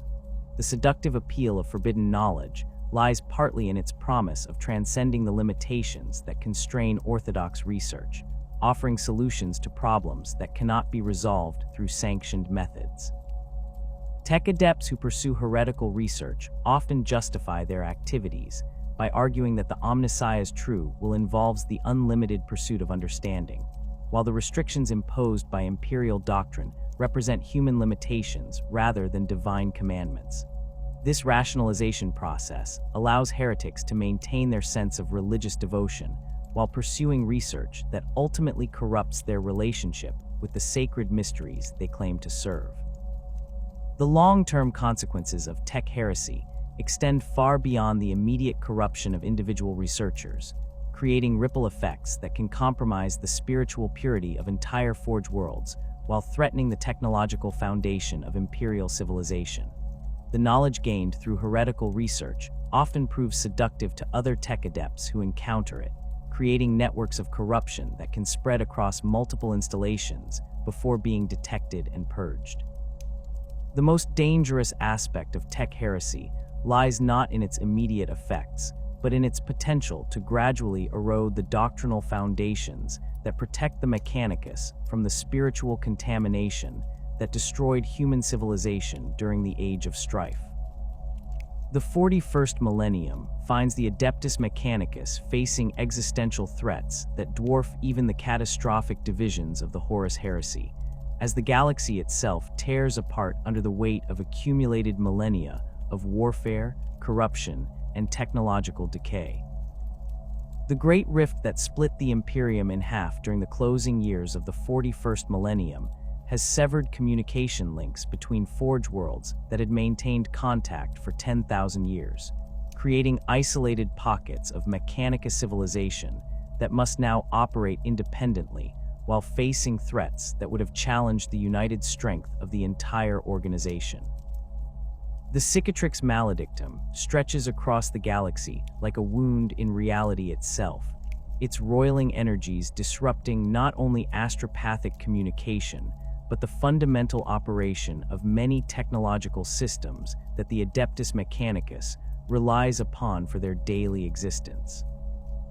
Forge worlds that once coordinated their production schedules across vast interstellar distances now find themselves cut off from their traditional supply networks and unable to share critical technical information with their sister installations. The binary cant transmissions that had carried the sacred knowledge of the Omnissiah between distant worlds for millennia simply vanish into the warp storms that rage along the rift's boundaries, leaving individual Forge worlds to face their challenges with only their own accumulated resources and expertise. Mars itself, the Forge world prime and spiritual heart of the Mechanicus, experienced unprecedented disruptions as the Great Rift tore through the galaxy's core regions. The planet's vast communication arrays, which had served as the central hub for Mechanicus operations across the entire galaxy, found their signals scattered and distorted by the immaterial energies that now dominate vast swaths of space. Tech adepts monitoring the communication networks reported that routine data transmissions from Forge worlds in the Imperium Nihilus simply ceased, their absence creating an informational void that left Mars unable to coordinate the massive industrial operations that sustained Imperial military forces across hundreds of sectors. The Forge world of Lucius, positioned dangerously close to the Great Rift's southern terminus, faced direct exposure to the reality-warping energies that leak from the immaterial realm into normal space. The world's orbital manufacturing platforms experienced systematic failures as their machine spirits became increasingly agitated by the proximity to warp energy, while the planet's surface installations required constant purification rituals to prevent the spiritual contamination that threatened to corrupt their sacred technologies. The tech adepts of Lucius developed new shielding protocols and reinforced their existing void shield networks, but the constant strain of operating in such close proximity to the rift has pushed their resources to breaking point. Ryze's plasma technology expertise became critically important as Forge worlds throughout the galaxy faced increased demon incursions that required the specialized weapons capable of permanently destroying entities composed of immaterial energy. The world's production facilities operated at maximum capacity to supply plasma weapons to Imperial forces across multiple sectors, but the isolation imposed by the Great Rift meant that many of their traditional customers could no longer receive shipments through conventional supply routes. The Forge world's tech adepts began developing new plasma weapon designs specifically optimized for use against demonic entities, incorporating blessed components and purification systems that could maintain their effectiveness even when exposed to high levels of warp contamination. The return of Robute Guilliman to active command of Imperial forces created both opportunities and challenges for the Adeptus Mechanicus, as the Primarch's strategic vision required massive increases in military production, while his Primaris Space Marine project demanded technologies that pushed the boundaries of acceptable augmentation research. Guilliman's resurrection through the combined efforts of Eldar technology and Imperial faith represented a theological challenge that forced the Mechanicus to reconsider fundamental doctrines about the relationship between flesh, machine, and divine will. The Primarch's enhanced physiology, sustained by technologies that exceeded current Imperial understanding, provided evidence that the boundaries between acceptable and forbidden research might be more flexible than orthodox doctrine suggested. The Primaris project, initiated by Archmagos Dominus Belisarius Call, represented the most significant advancement in space marine technology since the original creation of the Astartes legions during the Great Crusade. Call's research had required extensive investigation into genetic manipulation techniques that approached the boundaries of acceptable Mechanicus doctrine, while his development of new power armor designs and weapons systems demanded manufacturing capabilities that strained even the most advanced Forge world facilities. The successful implementation of the Primaris program validated controversial research methodologies while demonstrating the potential benefits of pushing beyond traditional technological limitations. The relationship between the Adeptus Mechanicus and the new Primaris Space Marines required careful negotiation of theological and practical considerations that affected both organizations' operational doctrines. The enhanced physiology of Primaris Marines demanded modified maintenance procedures for their equipment, while their new weapons and armor systems incorporated technologies that required specialized knowledge to maintain and repair. Tech Marines assigned to Primaris chapters underwent additional training to understand the advanced systems that distinguished these warriors from their traditional Astartes counterparts, creating new specializations within the Mechanicus hierarchy. The Indomitus Crusade launched by Guilliman to restore Imperial control over territories lost during the chaos following the Great Rift's opening placed enormous demands on Mechanicus production capabilities, while providing opportunities to recover lost Forge worlds and establish new manufacturing centers. The Crusade's massive scale required coordination between dozens of Forge worlds that could no longer communicate directly, forcing Mechanicus commanders to develop new logistics protocols that could function despite the communication disruptions caused by the rift. Explorator fleets attached to the Crusade discovered numerous worlds where isolated Mechanicus installations had survived millennia of isolation, their tech adepts maintaining ancient traditions and technologies that had been lost to the broader organization. The Forge world of Graea, recovered during the early phases of the Indomitus Crusade, revealed the extent to which isolated Mechanicus installations had adapted to their circumstances during the long centuries of reduced contact with Mars. The world's tech adepts had developed specialized techniques for maintaining their manufacturing equipment using locally available materials, while their military forces had evolved tactical doctrines specifically adapted to fighting the chaos cults and Xenos raiders that had plagued their system. The integration of Graea's innovations into broader Mechanicus doctrine provided valuable insights into alternative approaches to technological maintenance and development. Chaos incursions across the galaxy have intensified dramatically since the Great Rift's opening, with demon engines and corrupted war machines appearing on battlefields where the Adeptus Mechanicus must deploy their most sacred technologies against enemies that seek to corrupt and subvert the very foundations of Imperial civilization. The Dark Mechanicum forces that serve the ruinous powers have grown increasingly bold in their operations, launching raids against Forge World installations to capture both personnel and equipment for their blasphemous research programs. These attacks often target specific facilities known to house rare archaeotech artifacts, or SDC patterns, suggesting that the traitor tech adepts possess detailed intelligence about Mechanicus operations and capabilities. The demon engines deployed by Dark Mechanicum forces represent perversions of sacred technology that challenge every principle of orthodox Mechanicus doctrine, their operation requiring constant feeding with souls and suffering, while their corrupted machine spirits actively seek to spread their taint to other systems. Encounters with these abominations force loyal tech adepts to develop new purification protocols and defensive measures, while the knowledge gained from studying destroyed demon engines provides insights into the corruption processes that transform sacred technology into instruments of chaos. The psychological impact of confronting such perverted versions of their own creations creates additional challenges for Mechanicus forces engaged in anti-chaos operations. The Thousand Suns Traitor Legion's raids against Mechanicus installations seek to capture tech adepts whose knowledge and augmentations can be exploited for sorcerous purposes, while their rubric marines prove particularly resistant to conventional Imperial weapons. The Legion's use of warp-based technologies and reality manipulation creates combat environments where standard Mechanicus tactical doctrines prove inadequate, forcing commanders to develop new approaches that combine conventional firepower with specialized anti-psyker weapons and blessed ammunition.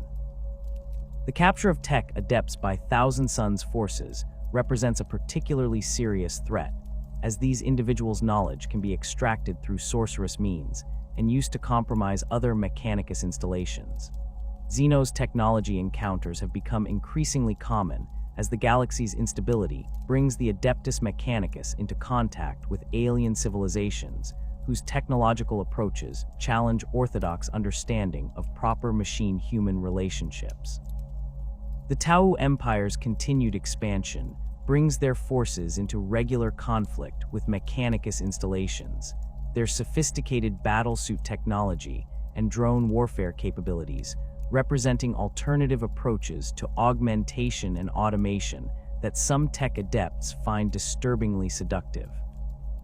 The study of captured Tau equipment provides insights into alien manufacturing techniques and materials science, though the xenophobic doctrines of the Mechanicus prevent direct adoption of these technologies. Necron tomb worlds awakening across the galaxy pose existential threats to nearby Forge worlds, as these ancient constructs possess technological capabilities that exceed current Imperial understanding, while their Gauss weapons can disintegrate Mechanicus equipment at the molecular level. The Necron's mastery of matter manipulation and energy control represents the technological sophistication that the Adeptus Mechanicus aspires to achieve, creating theological crises among tech adepts who witness technologies that surpass even the greatest achievements of the Dark Age of technology. The recovery of Necron artifacts requires extreme caution due to their tendency to incorporate self-destruct mechanisms and corrupting influences that can compromise entire research teams. The Tyranid Hive fleets present unique challenges for Mechanicus forces, as their biotechnological approach to warfare creates enemies that adapt rapidly to conventional Imperial tactics, while their consumption of entire worlds eliminates potential sources of archaeotech recovery. The Great Devourer's ability to incorporate captured genetic material into new organism designs means that Tyranid forces that have consumed human populations often display enhanced tactical awareness and equipment usage that reflects their victims' knowledge and experience. Mechanicus forces engaging Tyranid swarms must balance their desire to study these alien biotechnologies with the practical necessity of preventing the hive mind from gaining access to their own technological capabilities. Resource depletion across the galaxy has reached critical levels as 10 millennia of constant warfare have exhausted many of the rare materials and exotic components necessary for advanced Imperial technology production. The Forge worlds that specialize in mining and raw material processing find themselves unable to meet the increasing demands placed upon them by military operations and civilian infrastructure maintenance, while the isolation imposed by the Great Rift prevents the resource sharing that had previously allowed specialized worlds to support each other's needs. The competition for remaining deposits of adamantium, promethium, and other essential materials has created tensions between different Imperial organizations, while forcing the Mechanicus to develop alternative materials and more efficient recycling processes. The search for new sources of rare earth elements and exotic materials has driven explorator fleets to increasingly dangerous regions of the galaxy, where valuable deposits might be found on worlds controlled by hostile xenos or corrupted by chaos influence. These expeditions face greater risks than ever before, as the galaxy's instability has awakened ancient threats and created new hazards that can destroy entire fleets before they can report their discoveries. The loss of experienced explorator personnel and specialized equipment represents a significant drain on Mechanicus capabilities, while reducing the organization's ability to locate and recover the resources necessary for continued operations. The ongoing quest for the Omnissiah's return has taken on new urgency, as the galaxy faces threats that exceed the Imperium's current ability to address through conventional means. Some tech adepts interpret the Great Rift's opening as a sign that the final age of technological revelation approaches, when the Omnissiah will return to guide humanity through the ultimate synthesis of flesh and machine that will transcend the limitations of both. These theological interpretations drive increasingly desperate research programs aimed at preparing for the Omnissiah's advent, while developing the technological capabilities necessary to serve as worthy instruments of divine will. The discovery of new SDC fragments and archaeotech artifacts continues to provide hope for the Mechanicus's future, though the rate of such discoveries has declined significantly as the most accessible sites have been thoroughly explored over the millennia. Each successful recovery represents a potential breakthrough that could restore lost capabilities or provide new insights into humanity's technological heritage, but the resources required for comprehensive exploration programs strain Forge world capabilities while competing with immediate military needs. The balance between long-term research investments and short-term survival requirements creates ongoing tensions within Mechanicus leadership as they attempt to plan for an uncertain future. The role of the Adeptus Mechanicus in humanity's struggle for survival has never been more critical, as the organization's industrial capacity and technological expertise provide the foundation upon which all Imperial military operations depend. The Forge Worlds continue to produce the weapons, vehicles, and equipment that enable Space Marine chapters, Imperial Guard regiments, and naval fleets to function despite the galaxy's deteriorating conditions. The tech adepts who maintain these production lines work under increasingly difficult conditions, their facilities strained to capacity while facing constant threats from external enemies and internal corruption. The future of the Adeptus Mechanicus remains uncertain as the 41st Millennium draws toward its close, with the organization facing challenges that would have seemed insurmountable to their predecessors during the Great Crusade. The unity that had sustained the cult of the Omnissiah through 10,000 years of service to the Imperium has been tested by isolation, corruption, and resource scarcity. Yet the fundamental drive for knowledge and technological advancement that defines the Mechanicus continues to motivate their efforts. Whether the organization can adapt to the galaxy's changing conditions while maintaining their essential character remains one of the most critical questions facing the Imperium's future. The grim darkness of the far future offers no easy answers or guaranteed salvation, only the certainty that the servants of the Omnissiah will continue their sacred duty regardless of the obstacles they face. In the forge cities of Mars and the industrial complexes scattered across 1,000 worlds, the binary hymns continue to echo through halls filled with blessed machinery, while tech adepts pursue their eternal quest to understand the divine mysteries of technology. The Adeptus Mechanicus endures not because victory is assured, but because the alternative, the complete collapse of humanity's technological civilization, remains unthinkable to those who have dedicated their lives to preserving and advancing the sacred knowledge that separates mankind from the darkness that surrounds them on all sides.